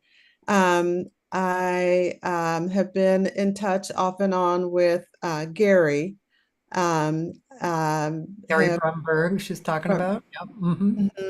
I just purchased Mark Winkler's books, and cool. am excited to get going on some writing. I have an iPhone full of ideas and hooks and motifs and that type of thing. So I love the message of positivity that everyone has been saying, almost everyone I've heard in their own way, because nothing is promised. A lot of things have not gone as we've expected. I've had some issues in my own family, and some fairly minor issues in my own health. And, you just kind of can get lulled into thinking that just because yesterday was a certain way, then today is going to be like this. and tomorrow as well. And so I really am encouraged by seeing this whole community pull together and support each other over the years, and even just in the conversation today, and kind of the dose of positivity that is alive here in this session today. So yeah, that's pretty much it. Yeah. Yeah. Thank you for saying that. That's really well put. And I agree with it. And that's what I found interview over interview after interview, you know. Everybody was basically talking about the same things like positivity and how to move ahead, but in their own unique, of course, way, because we're all individuals. But it was really an acknowledgement over and over and over again about what I truly feel, which is humans are all basically good. And for those of us who aren't basic, you know, who aren't so good, I think that they just got screwed along the way and they didn't know quite how to pull themselves out of it. But so many of us are working on being ourselves and putting it out and putting it out consistently and giving it to people. It's an acknowledgement. It's a beautiful thing. Our communities are beautiful, really nice, giving. Thank you so much. Oh, it's Happy great. New Year. Carol Robbins is down here. She's a harpist and she's getting ready for a gig, but she wanted to say hi. And hi, Carol, and Happy New Year. Taylor Hatch, I know you've been waiting here for a while, so hi, Carol. Oh, you look beautiful. You look so pretty. Thank you for doing this. I've been listening. Oh, good. Thanks. You have a gig on YouTube? No. I was listening on YouTube as I got ready for a gig and did some other, you know, it's busy end of the year stuff, you know. Especially for harp, right? Yeah, a lot of harp. True. I don't know if you guys all know Carol, but she's the queen of harp, and including queen of jazz harp. She's very renowned in that field, and very renowned and a beautiful person. Great writer. Do you want to tell us anything before you go to your gig? Well, I've just really enjoyed listening to everybody, and our community is close, and we share such a love for music, and we'll get through whatever we're facing. I won't go there specifically. Everybody said kind of that, you know, so. But I love all the thoughts everyone has expressed, and I wish you all a very happy new year and lots of love. And I'll be listening to everyone. Carol, are you coming out with anything of your own soon? No, but Billy Childs has a wonderful piece that's coming out, I think Mother's Day. And I played on that with the LA Master Chorale and String Quartet. Anna Kiko Myers is the soloist. And we had Billy's jazz group, I Got a Solo, which is fun. The jazz musicians soloed, and then, of course, the choir is like the best choir I've ever heard in my life. I don't think there's a better choir in the world. And then a beautiful string quartet and Billy's wonderful, fabulous composition and his playing. So, you know, that was really fun. We recorded it and we played it at Disney Hall. And just moving on from the pandemic and like everyone else. And I am playing a lot, so I love it so much. So, I really look forward to hearing that piece. It's a beautiful way to hear you. You know, it's really beautiful. Yeah. Well, Happy New Year to you, Carol. You too, everybody. Happy New Year. I'm gonna jump off. Okay. Bye. Taylor Hatch. Taylor Hatch has helped me so much over the years. He's given me have I? these brilliant questions, you know, and I just have to weed them out and pick the ones I want to use. Yeah, as one does. He's a great guitar player. Yeah. Hi, Taylor. How are you? Been good. I'm recovering from being sick with bronchitis, so pardon me if I'm, just coughing a little bit, but I've been doing great. It's been a joyride. I mean, Rosanna's not here anymore, but speaking of North Texas, I finished my bachelor's back in May, and since then I've just been constantly just going from place to place for different opportunities, composing and arranging new music, getting commissions to write new music, and just, as you very well pointed out, as you were introducing me, just inquisiting, just constantly like picking other people's brains and taking lessons from other people and workshopping with all different kinds of artists. And to say the least, the list is long and it continues to expand a lot. But I'm very fortunate and super happy to be where I am artistically, musically, and just enjoying the ride post music school. Yeah. And I can see how that's going. I mean, I sat with you all through your through the last few years, probably at least of your school, and then seen you jump off. You were interviewed by Jerry Fialka. Yes. That was cool. Isn't he an amazing interviewer? Yeah. If Jerry's still on here, I mean, He's not. Yeah, I can't acknowledge enough because I felt like the connection was just so instant because he and I are constantly just ravenous for information. And I think that just, especially like, people have said to me like, you ask, the most interesting questions, like, how are you this young and you're that interested in, and I feel like that's just, it's passion, of course, that's one area, but I think it's also like being with Jerry, it was like we could go down like a full like 8-part series of just picking the world's problems and trying to find solutions for everything. But of course, that's a constant endeavor for everybody. So Taylor, my type of questions. I'm going to ask you something like, oh no. It won't be as deep thinking as yours, but or maybe in a different way. But what are you contemplating these days as far as moving forward and bringing the best you forward and I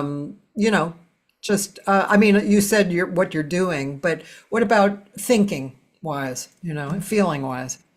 Great question.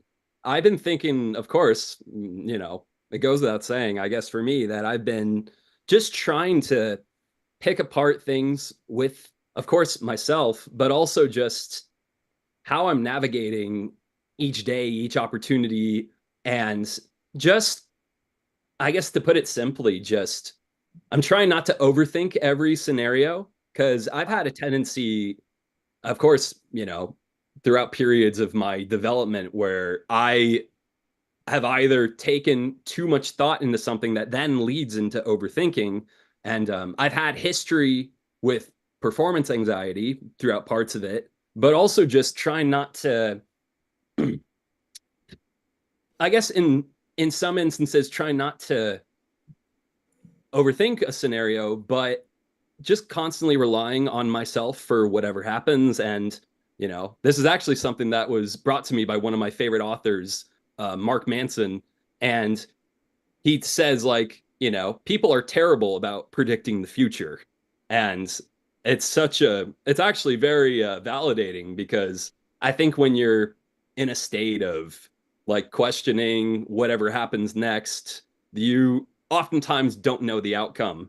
And that's actually it's super rejuvenating for me because I think when you have anxiety, your pinpoint is to assume whatever happens, but you don't know exactly how it's going to end up. Like, I've had points where it's like if I'm composing a new piece or working with a new group or even more recently, just trying to get a new project started and, thinking a lot about like, the essentials within just music business in general. It's like there's always the question of like, what if this client doesn't like the piece, or what if there's a personality conflict? Long story short, just trying to relieve myself of just not assuming right away of the outcome. And I feel like even for me, as I connect with so many artists, there's, I think, something very genuine about how everybody feels collectively similar with just how we go about life, how we understand each other, and and even just musically, it's like I'm not trying to be the most shredding guitarist, or I'm not trying to be the next whoever, composer, arranger, whoever, but I've solely been, I guess, trying to reduce my thinking only in a small percentage to try and not think overly about outcome as compared to present moment, and Yeah. really being in the present entirely. Yeah. I'm going to stop you there because this is a conversation obviously that can go on for a long time because it's a constant reality check for everybody. You know, everybody feels the same way about that, right? And yeah, and it's the best stuff to concentrate, I think, on, you know, being in the moment and uh, no, it's improvisation. That's why I love being a jazz artist because the better I am at the havingness of improvisation, the better I am at life. So Hugely, yeah, it's important. I think it's a good very reminder. important. Entirely. Yeah, yeah. Well, thanks, Taylor, for everything, for all Thank your you. contributions and your thinking, and Happy New Year. Happy New Year to you. Thanks to everybody for sharing their thoughts. And I've just as inspired by Cathy as I am with everybody else. So Yeah. fruitful. And I appreciate everybody's contribution. Thanks, man. Yeah, thank you. Lynn Colbert-Jones, you've been waiting, and Brad, I know you're waiting, and Dave Becker just came on. Hi, Dave. Hi. Lynn Colbert-Jones from Chicago. It's not Detroit, right? It's Chicago. Chicago. Yeah. Hello, Cathy. Hello, everybody. I'm so thrilled to be here and to be in Cathy's presence whenever I can be because she's such a joy and such a gem and has such a warm heart. And I'll never forget, I was guest number 409. I was guest number 409. I wear it proudly. Yeah. And I'll never forget. I came and she says, "Well, we're just going to talk for a couple of hours." And I immediately a couple of hours. There's not that much to say. And the next thing I know, she was like, "Well, we're running out of time." I'm like, "Already?" That's so true. It happens all the time.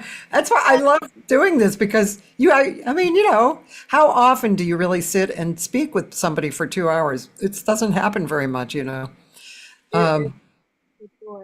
We're lucky we have great moments like you and I had recently at the JEXA Awards.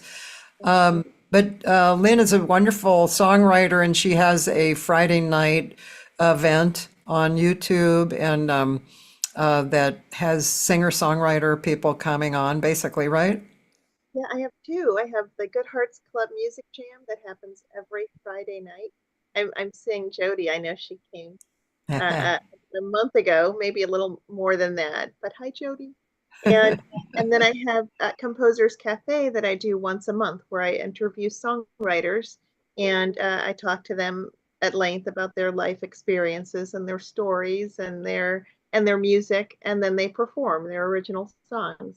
So thank you for mentioning that. It was great. And she was the music coordinator for the JEXA Awards, which is Jazz Excellence Awards, which was in its third year and this year. And she was responsible for getting a hold of Patty Austin for the awards, and that was great. And Patty did a workshop for the young students because this organization also supports young jazz people.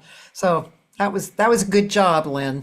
It was my joy and my pleasure. I literally, it has taken me since November 9th, when I actually took the pictures with my telephone.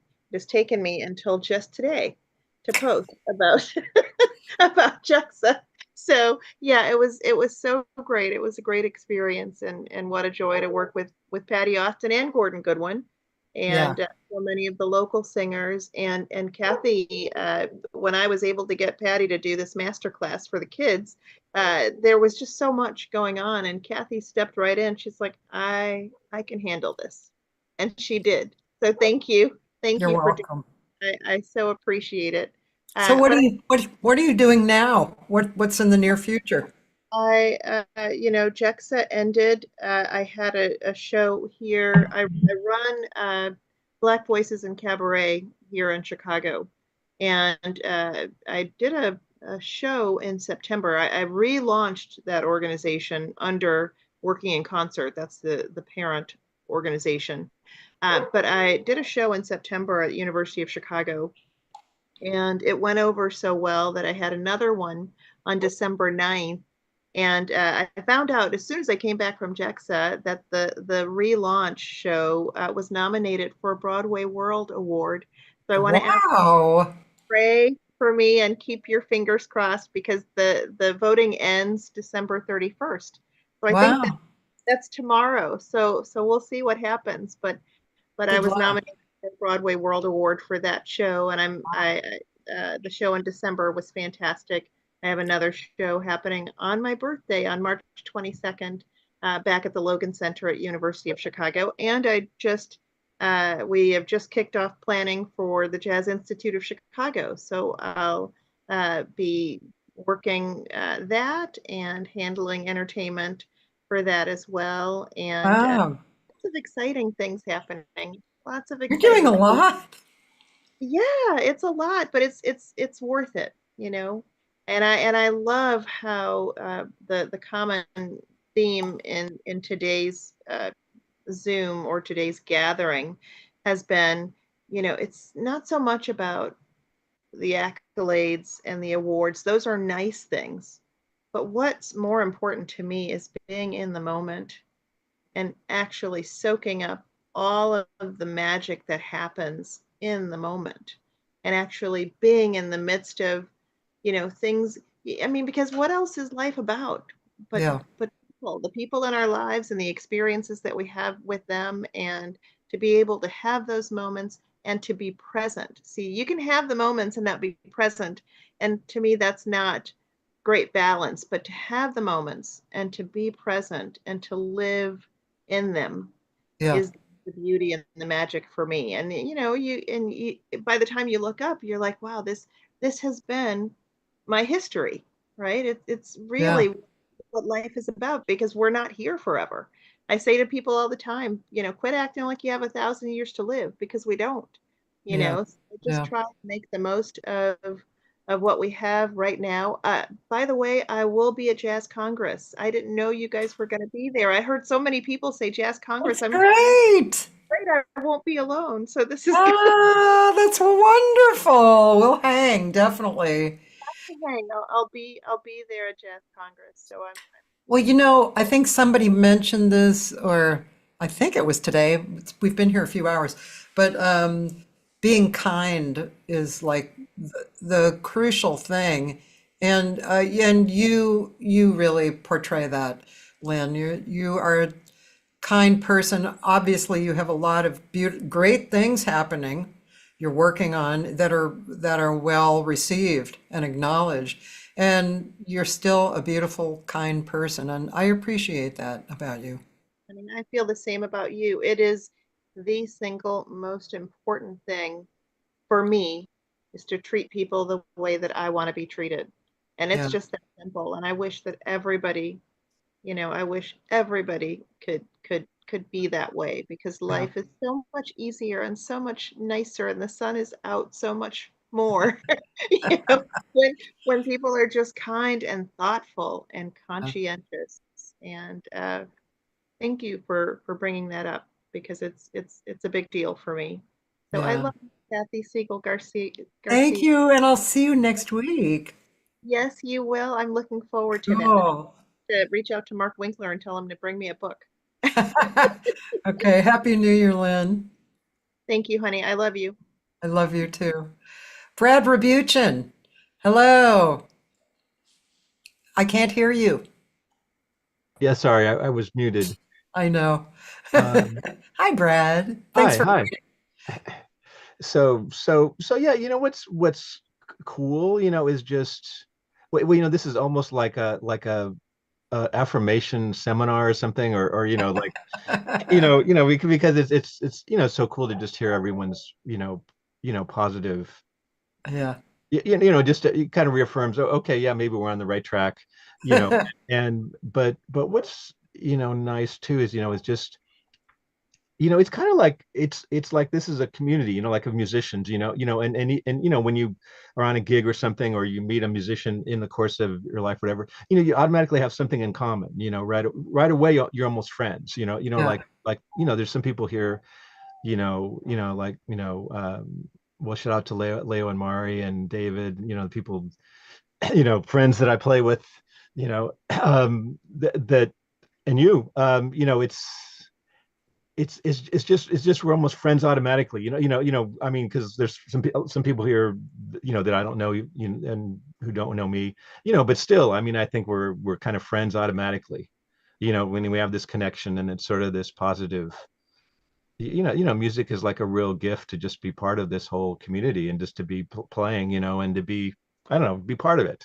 Yeah. That makes sense. Creative together. I mean, actually, that's when I sing with you and I look over at you and you're like, you're smiling and you're playing, and it's a gift. It's a real gift because it's fun and it's joyful, and it's delicious. Yeah. Too, the music, it's great. Yeah. Well, we gotta keep a hold of that part of it, Yeah. even though obviously it's challenging, and we gotta practice and know our stuff, and Yeah. Yeah. and it can be, frustrating, obviously, sometimes, if we think about, maybe economic reasons or whatever, but at the end of the day, I don't really care. I care about, because it it's a, it enhances the quality of our lives, and Yeah. I think for the audience too. Yeah. Yeah. Um, yeah. I do you ever feel like when you're playing maybe your own gig, well, you had that great gig in Toluca Lake for a long time, once a week, and do you ever feel like the audience is going, what is he playing? All the time. Sometimes I feel like that, when I'm singing in a certain style. People, I could just, think they're probably thinking, what is she singing? Yeah. Well, I mean, there's definitely some truth to that, but also I think, if you're really coming from a, honest place, even if you are doing something a little, you know, uh, little fr crazy. I don't know if that's the best word. A little bit outside. Maybe that's a better word. If you kind of bring people in, a lot of times people, as long as they don't realize that it's kind of outside and weird, Yeah. um, they're down, they're into it. Novus, you can trick them sometimes, They're getting something out of it, and despite take them on a themselves. journey, because a lot of Yeah. times, listening to more challenging music is just, it's just a listener's got to surrender a little bit of, their preconceptions, and that you're not just getting what they expect, but there still is a journey here, and there still is something of quality, and it can have, because I think, seeing, seeing music live or whatever, or even listening, not to a CD or whatever, I think you still, you get something from it. Yeah. We all know this, right? I mean, Yeah. that's a lot of reason why we play, because initially we heard or saw other people play, and we go, man, there's something here. Hmm. I'm not really sure what it is, even, especially initially, but then you get caught up in it, and you end up doing like what we've all done, is spending decades doing this, putting these notes into the world, most of which just float away. If it's Yeah, not who said recorded, that? it's it's, Somebody it's said just, that. Yeah. it's just this kind of like, it's like my wife is like, she's a carpenter and a contractor, and she makes stuff, and so she has a lot of tangible proof of what Yeah. she does, but what we do, there's a lot of times there's not a lot of proof. Right. I mean, unless we recorded it, and even then someone has to listen to it, it's you get anyways. So true, man. Well, Brad and I have a few gigs coming up. We're going to be at the 1881, which is a new jazz vocal series that Judy Wexler is booking in LA. So it's a little bar in Pasadena. So we're going to be there in April, and with Todd Hunter and John Leftwich and Chris Wabich. It's a fun group. We've played together Oh one or yeah. two times before, and really creative, really fun. So I'm looking forward to that. Yeah. That group's been pretty magical, I think. Yeah, So we played twice, I guess, just right. Didn't two I get? think so. Yeah, one But upstairs. both of them, Yeah, I mean, we've set the bar pretty high. yeah. It is magical, and when you do have Yeah. a magical group, Yeah. you need to work with it again and again, Yeah. because it's cool. Well, thanks, Brad. Happy New Year. Happy New Year. And also, mentioning since David Becker is here, I'm just now I'm listening. We did a Kulak's show, Yeah, the beginning towards the beginning of the year, yeah, and I think it might be, it's good enough. It might be end up being a live album, yeah. a guitar duo thing, because we have a cool connection as far as playing as a duo, that we've been doing off and on for a while. Yeah. Yeah, I can hear him. There he is. I know that guy. Yeah. Yeah, I'm going to talk to him too, but first I'm going to Okay, talk cool. to Judy Niemak. Okay, well, She's been here a while. thanks, Kathy. And the Thank last thing I'll you, say Brad. is it's pretty crazy that 500 plus people to interview for your show. I mean, that's a real testament to you, to just your connection to the community, and just how many people connections you made, and how what an asset is besides being a great singer, what asset you are to just the connection between all of us. It's so much fun. It's Yeah. fun. I love it. I love reaching out to different areas. Thank you for saying that. Yeah, well, I mean, the thing is, I don't think you're even necessarily trying. You do, No. so thanks. Sure. Thank Thanks, you. man. Thank you. Happy New Year, man. Happy New Year to you. And Judy Niemak, who is coming here or who is maybe here. Are you here already, Judy Niemak? Up. You have to unmute, Judy. Judy. Can you hear me? Yes. Uh-huh. Okay. I came in the 27th from Berlin. Yeah. Okay. Yeah. So I've been here at my brother's Pasadena paradise, right? The weather, oh my gosh, after Berlin. We were actually swimming in the pool, and I was teaching my siblings aqua fitness today. All is good. I did my duo concert with Putter yesterday. Cool. My brother had a house concert here, and I was the first act, and it was amazing. I don't know if everybody knows Putter Smith. Anybody who's still listening, he's a real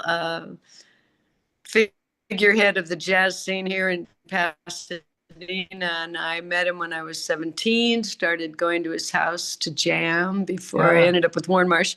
So anyway, Putter's been a part of my life all that time, and his wife became one of my best friends, VR, who you know. And anyway, it was totally fun. And that kind of bass voice duo I've done a lot of, but not with Putter. And he's his own unique being on the bass with his own, style and a lot of space. So it was fun. It was a big adventure. Not to mention, I've been seeing Putter a lot this season because they keep playing James Bond's Diamonds Are Forever. And if any of you guys have seen Diamonds Are Forever, there's two gay guys who are the evil guys, and he's one of them. And he burns up. Yeah, he burns up. That Right. too. He's so cute, man. He's so young. Oh my God. Yeah, we talked about that. But anyway, thank you for sharing your favorite band members with me for Sunday. Chris Wabich and John Leftwich and Bill Cunliffe. So that's going to be the trio that I'll sing with on That's Sunday. going to be That'll be fun. She's going to be at the Urban Press for those people in LA, 2:30 to 5:30. And then she's the day before, Saturday, which is coming up. I forget what day this is, Monday. Yes. She's doing a workshop here, and she's a great teacher. And I mean, at least one of your books, the one Hear It and Sing It, has been a big influence on singers. Big. People love it. Nice. All different styles of people, not just jazz people. So yeah, it's been great. So I think the students are going to really love the workshop. And she froze a little bit, and she's only in Pasadena. Well, She's I'm not. presenting the. Oh, there she is. Oh, I lost the sound. I'm sorry. Okay. Yeah, you're frozen. So Lose sound. you But what? now, okay, now it's back. Anyway, I'm looking forward to Saturday and Sunday. It'll be great. Thank you so much for making that happen. And yeah, and I want to go out and hear people. So let me know who's playing, because I'll be here for Yeah. another week after that before the Gen. I'm the only one going, huh? I think there was one other person who said maybe Rosanna Eckert is going. Oh, maybe. Yeah. With her students, right? Yeah. But Yeah. anyway, it'll be fun. I'm presenting the book there, so they gave me a that's good. slot, and that'll be good. And I'll be teaching them how to sing in tune. We'll see how it works after the hour-long workshop. I mean, you have your experience in the world has been so strong, and Judy has lived and still does in Berlin and New York, and in Berlin and Spain, she taught for years, and has a long history, studied with Wayne Marsh, and long history of improvisation and singing. So what do you have to say about the future, for everybody? Like any kind of words of wisdom? Well, I was listening to the last two people, but now I got to look up their names again. And I made it's the same thing that I felt with putter, improvising live for living people. And freezing is funny.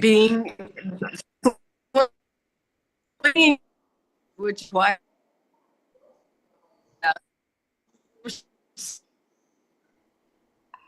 Jude, if you can hear me, you're really. And think it go further as a society into. Oh, am I breaking up? I don't know why. Maybe I'll You're move to a different. freezing. Maybe a different spot. Can you hear me now? Yes, I think so. No. It was so brilliant too, but anyway, I'll try something else. Try another brilliant thing. No, it's just like I'm retired, right, from the university, so I can fling myself around the globe singing, and I'm doing that, and it's great, and teaching, and hopefully in different universities and all that, which is happening. But I just think it's really powerful what we do to heal the over internet-y side of things and the artificial intelligence and kind of information based on algorithms of how long we this is a little hard to communicate. I'll probably move on from Jude because of her sound. And anyway, I'm going to go over to Dave Becker. Hi, Dave Becker. And Paul, I see you. I'm going to talk with Dave Becker for a minute. Dave Becker, great guitar player, and also a real mover and shaker guy. Yeah, I've been moving around so much, I have a bad cold that I can't get rid of. So. And really? Yeah. I did a lot of traveling this year, and it's kind of hanging on. I'll get rid of it, but yeah. Part of the. Are you in LA now? No, I'm in Springfield, Illinois. Okay. Right out of my house here 2 years ago, so that's home. Oh, I don't think I knew that you moved there. Yeah, Cool. we bought a house here just about 2.5 years ago, or a little more than that. And we've been here. We overlook a cornfield, which is great. I love it. So Cool, I just, man. in fact, I've been working on a record with Paul Wertico in Chicago that we're going to have finished soon. And just been traveling around doing my planets project, which is amazing and it's a lot of fun. It keeps expanding. If you haven't seen it, go see it. And if you have seen it, go see it again because it's not so visuals and the musical thing. It's just me. It's a 90-minute show. I did 12 shows in the last year, 3 in New Zealand, and the rest were in the States. And the response has been great. So we got more coming up. Got a date in New York in March, and we're just What's the show about again? it's well, I hooked up with Space Channel some years ago. They wanted me to do improvised pieces for the planets. Oh, yeah. Each planet has a piece, and I did an album last year, or this year actually, called Gravitationally Bound, which has those particular pieces. They were improvised on the fly for the show, Yeah. and they've evolved into pieces, which I did with my buddy Ken Calais this year in surround sound. So we have that, and then there's other things I do, like the Aurora Borealis. I do one of my pieces called Nubis, and I do a blues and all this stuff. But it's a 90-minute show with visuals behind me during the whole thing. And it's just me with 2 loop pedals and a whole bunch of stuff. So it's anything from solo guitar to a whole orchestra of stuff.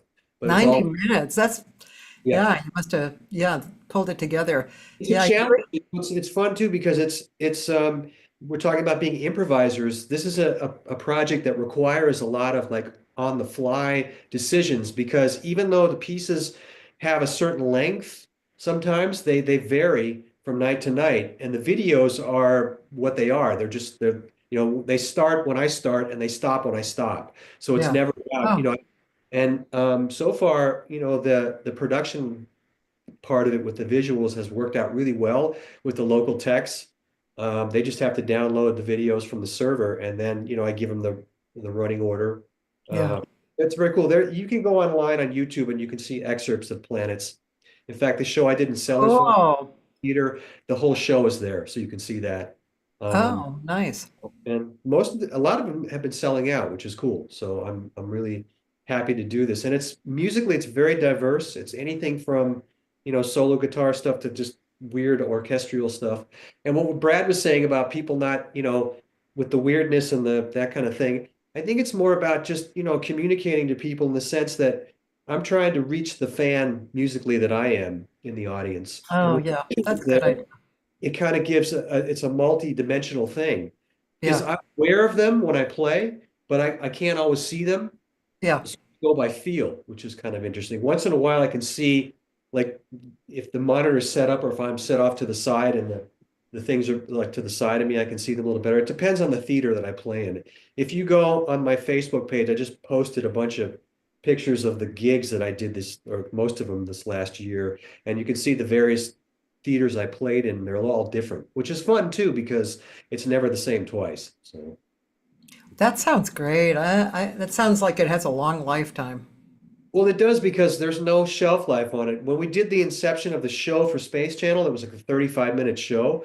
They just said Mars, and I just played something, and it's evolved now into this thing, and it's great for me, like I said, because every night, even though I've got a structure to what it is, it changes from night to night, and it's challenging to play by yourself. Yeah. If I'm setting up loops and playing with them, I have to be very cognizant of the whole thing. I can layer stuff and make orchestral things go on, but I have to really, really pay attention to what's going on this way. Yeah. And like I said, it's musically very satisfying for me because I get to do what I love to do, and it's an interesting thing. I recommend if you don't know anything about it, check it out because for me it's even it's always a mystery to what's going on up there. So cool. That's really nice. Well, that's a lot, and thanks for talking about that. Yeah, and I guess we'll just look for that in our respective cities and stuff. Yeah. There's we're working on shows for next year. I've got a show in New York in March coming up. That's the first one of the batch, and then I've got the thing with Brad that we're doing in Central California. Looking forward to that as always, and the record with Paul should be out as well. So we'll see what happens with that. So we'll just Cool. Stay busy, trying to stay in the moment and enjoy everything, even though when I've got a cold at 35,000 feet, I enjoy the fact I'm able to fly to where I'm coming from. So, That's inspirational. Thank you. And Happy New Year to you and your wife. Thanks for having me be a participant of today. So. Thank you. And now, very aptly, it's going to be for my last guest, Paul Jost. Paul Jost, you're my last guest to speak to today. Could you unmute yourself? I don't think I've ever been asked that before. You mean to unmute yourself? Yeah, it's usually the other way around. Yeah. Paul Jost, ladies and gentlemen, my friend, great singer, composer on the East Coast, and yeah, just a really good human being. Hi. How you doing, Kathy? Sorry I got a little bit late, but it's been a real hectic day. And actually, Valerie got a cataract surgery, so she's upstairs resting. And I'm hobbling about. I saw you hobbling, man, from the back. You look a little like one of those. What was his name? Walter Brennan and the Real McCoys. You look a little bit like that, I have to say. Oh my goodness. Anyway, but the front of you looks great. Thank you very much. I'll take any side, any angle possible. So you've been through a lot in the last few months, but generally speaking, we've been talking about, everybody's been talking about 5 minutes here, give or take, and talking about either what they're doing, what they're concentrating on, what they see coming for the future, maybe advice for the younger people coming around, just that kind of stuff, stuff you and I always talk about. Yeah. Yeah. Well, what I'm preparing for is this album I did with Orrin Evans called Walk a Mile in My Shoe. And I fractured my hip playing basketball. I tripped over my granddaughter who's 12 years old. And so it was a big mess. And I was laying in the street, and as I was jettisoning every gig and feeling depressed, I had this one gig at the end of the month with Orrin Evans, who's a great pianist, a composer. And it was at the Kimmel Center, which is a huge venue, classical, well, not just classical, but a great venue in Philadelphia. And I was just thinking, oh my God, we all suffered during COVID. I thought, yeah, here we go. I'm like the break-even person, like on the Seinfeld episode. Whatever I do, if I do a job for $700, the card place will say, oh, Mr. Jost, we found your problem. It turns out it comes to $723. Okay. Always find myself, graciously saying, I'm glad at least that I had the job. But it seemed like I never even get to smell it. It just goes from here to there, and that's okay. But I was really, hoping I'd be able to, physically be able to do this Kimmel gig with Orrin Evans and the Captain Black Big Band on his latest album, and with Lisa Fisher, who's wonderful, and another fine male vocalist, Bilal, and Joanna Pascal. And it's legitimately nominated for like 4 different Grammys, which is really exciting. And as luck universe would have it, I was able to make the gig through the help of doctors and nurses and therapy and family and just the community at large sending great wishes of hope and love, and I made it, and the doctor said you might need a wheelchair and a walker, and all that stuff, and I made it with a cane. If I had a picture, I'd put it up for you, but I made it with a cane, and it was a really great victory. It meant a lot to me, and so that album is going through its stages of being made aware of, and let me interrupt. I know that we talked about this, but I just thought it was really good, and especially for this conversation, just how we had different conversations about this, but basically how I can choose. I have 2 choices. I can either lay around and moan and just lie around, or I can do the PT, even though it hurts like a bitch, and do the PT until I actually succeed in going out and doing that. And we were talking about that, those two choices. And I think that's really reflective on what we've been talking about today. You have choices. What are you going to do? Are you going to move ahead, or are you going to just, sit down and watch, That's right. And those choices exist in everything that we do, from ground zero, from when we start off as musicians or whatever it is that we want to do. Do you study? Do you get better at it? Do you take some slings and arrows and get better, or do you just say, nah, I'm looking for an easy way out? And that's your choice to make. Providing, I've always said this, providing that you have options. There are many people in this world that have zero options. Their option is to survive the day, to find shelter, to find food, to not be, slaughtered by the current regime for stealing a piece of bread to try and, feed the family. So if you wake up in a world and in a situation where you have options, then I think it's your obligation to pick the choice that pushes you forward. Yeah. And what I found, I'm 72. For anybody here, I'm just turning 50. So, but as I was laying in the street and unable to move for the first time in my life, I thought, oh, just get me up. I'm fine.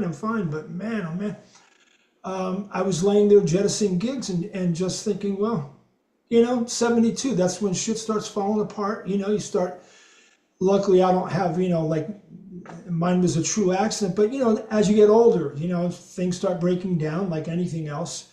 And so maybe this is it for me. This is when like the carburetor goes and the transmission goes and all this stuff. And so I'll just lay in the house and watch Andy Mayberry and eat a lot of food and wait for the Grim Reaper. Like, what's the point, But, certainly I let that go after a short, slap in the face. And there's only one way to go, for me anyway, is to push forward.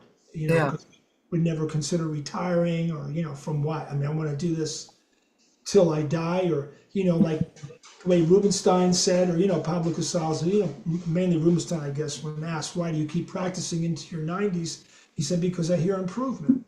And it wasn't funny. It was like he really heard improvement. I'm really getting a grasp of this. And so, like we all say, music is the gift that keeps on giving. And selfishly, I want everything that it can give. So I push forward. But I will tell you, when I went to rehab, I'm in outpatient rehab right now for about another 5 weeks. But when I was living in rehab for about 2 weeks, I was like the teenager there pretty much. And people that were facing much greater challenges than me, they had made the same decision to push forward. They hadn't given up. And they had maybe more reason to give up if they wanted to. Many of them could say, hey, I'm 92, I lived a good life, I'm good. Yeah. But they didn't, and so, with my spirit, whatever, like, I would start applauding people when they would, and next thing you know, like we're all cheering for each other in our ability to move a little bit more, one more step, a couple more pounds, whatever it was, as we were getting better. And it was really beautiful. And I would just say, like, I couldn't have scripted my help any better. I had by chance that I got this great doctor, and the hospital was great, rehab was great, and outpatient is great. And I just did like a gratis concert at the rehab facility. Asked a few friends from New York to come down, and we did about a half-hour concert. It was just, isn't life grand? Isn't there such beautiful humanity in this world? Like. Hey Paul, I'm going to be moving on to actually Lisa Rich came on. Oh, hey Lisa. We haven't talked, and so, but I wanted to. Do you want to say anything about the future happenings or whatever? Do you want to say anything? Only that the Warren Evans thing is really is pushing across pretty nice, and getting Warren Evans, Warren was just on the cover of Downbeat, I think, for November, and cool. His time has come. He's a genuine artist and a great person. One of those people, gifts without strings. He's done many things for many people without want of anything in return. He's a unique individual. Thanks Happy for New having me Year. on. Happy New Year, dear Paul. Happy New Year, everybody. I'll mute you, just for your dog's sake. Because I know your dog wants to say a few words too. Hi, Lisa. Hi, Kath. I had to go, but I came thought, back. well, I'm glad because I saw you gone. I thought Paul was going to be our last person. Paul Jost, Jost. And Lisa, let's talk for a few minutes, and then we will say Happy New Year and goodbye. Absolutely. We're just sitting down to dinner because, we're not in California. But I did reflect on your questions, and I also wanted to say hello to everyone. Yeah. I really enjoyed the 2 hours that I was just listening. I saw all these wonderful people that I'm Facebook friends with, so it was kind of like the Monday night vibe. And I also want to thank Cathy, because when I first came on her show, I wasn't really even a singer or feeling like a singer. I guess once you're a singer, you're always a singer. Yeah. But I had some time that I wasn't able to be a singer. And in the past 5 years, I am back, and I am so glad. It's like I got a limb back. And the limb is the most important one, because when I sing, I feel better. Yeah. And so does everybody else. So it's all about the joy, as I'm sure everybody knows. And it's also the best thing for your health. So I've turned 72 and a half now. And I feel younger than I did 5 years ago. I maybe feel younger than I did 10 years ago, because when I sing, everything's better. It's my religion, and it's the reason I can wake up in the morning and face the issues of the day, which are very challenging right now. Yeah. But we've had a lot of time to talk about music, Cathy and I, in another group. And I just think that the pandemic had some very big gifts, especially for me and my work with Jay. And I just want to mention Jay because tomorrow is her year anniversary of her passing. And she was so special to all of us. So on that note, I'll say thank you and love to everyone, especially you, Paul. Yeah, I would like to mention in passing, again, Jay Clayton, a dear sister of ours, and Mike Campbell, beautiful spirit. Down on your show. Mike Campbell had a major stroke 2 days ago, and so we're definitely thinking of him. Barry Coates, great guitar player in LA, he passed away last year. Barry Zweig a few years before that, and Mike Lang, whose partner was on Deborah Pearl, and Mike passed away 2 years ago, and great human and great musician. And yeah, it's some hard times right now, but I really feel the bond of our communities and the extended communities across the planet, and I feel very honored. I really feel honored that I know I've touched hands with people and communicated with people and opened up the space for that, for others to come in on it. And I feel honored to have been doing that. And want to thank you guys, those of you who are still here, and those who have been on, and those of you listening. It's been really an amazingly beautiful time. And I'm going to keep doing it, and I think I'm actually sneaking back into 2 days a week instead of one. Yeah, I don't know. I have a few projects coming up too that I'm like I said, I don't want to bring on a million projects, but the projects that I want to succeed, I want to put attention on. And it sounds like you guys are doing the same thing, so we're probably all on the same page. So on that note, love you guys. Thank you for being being here. Happy New Year. It's a good time, for all of us and to realize this. So thank you. Thank you, Cathy. Thank you. Love you all. Thank you. Bye, guys. Thanks, Kathy. Happy New Year, everybody. Happy New Year.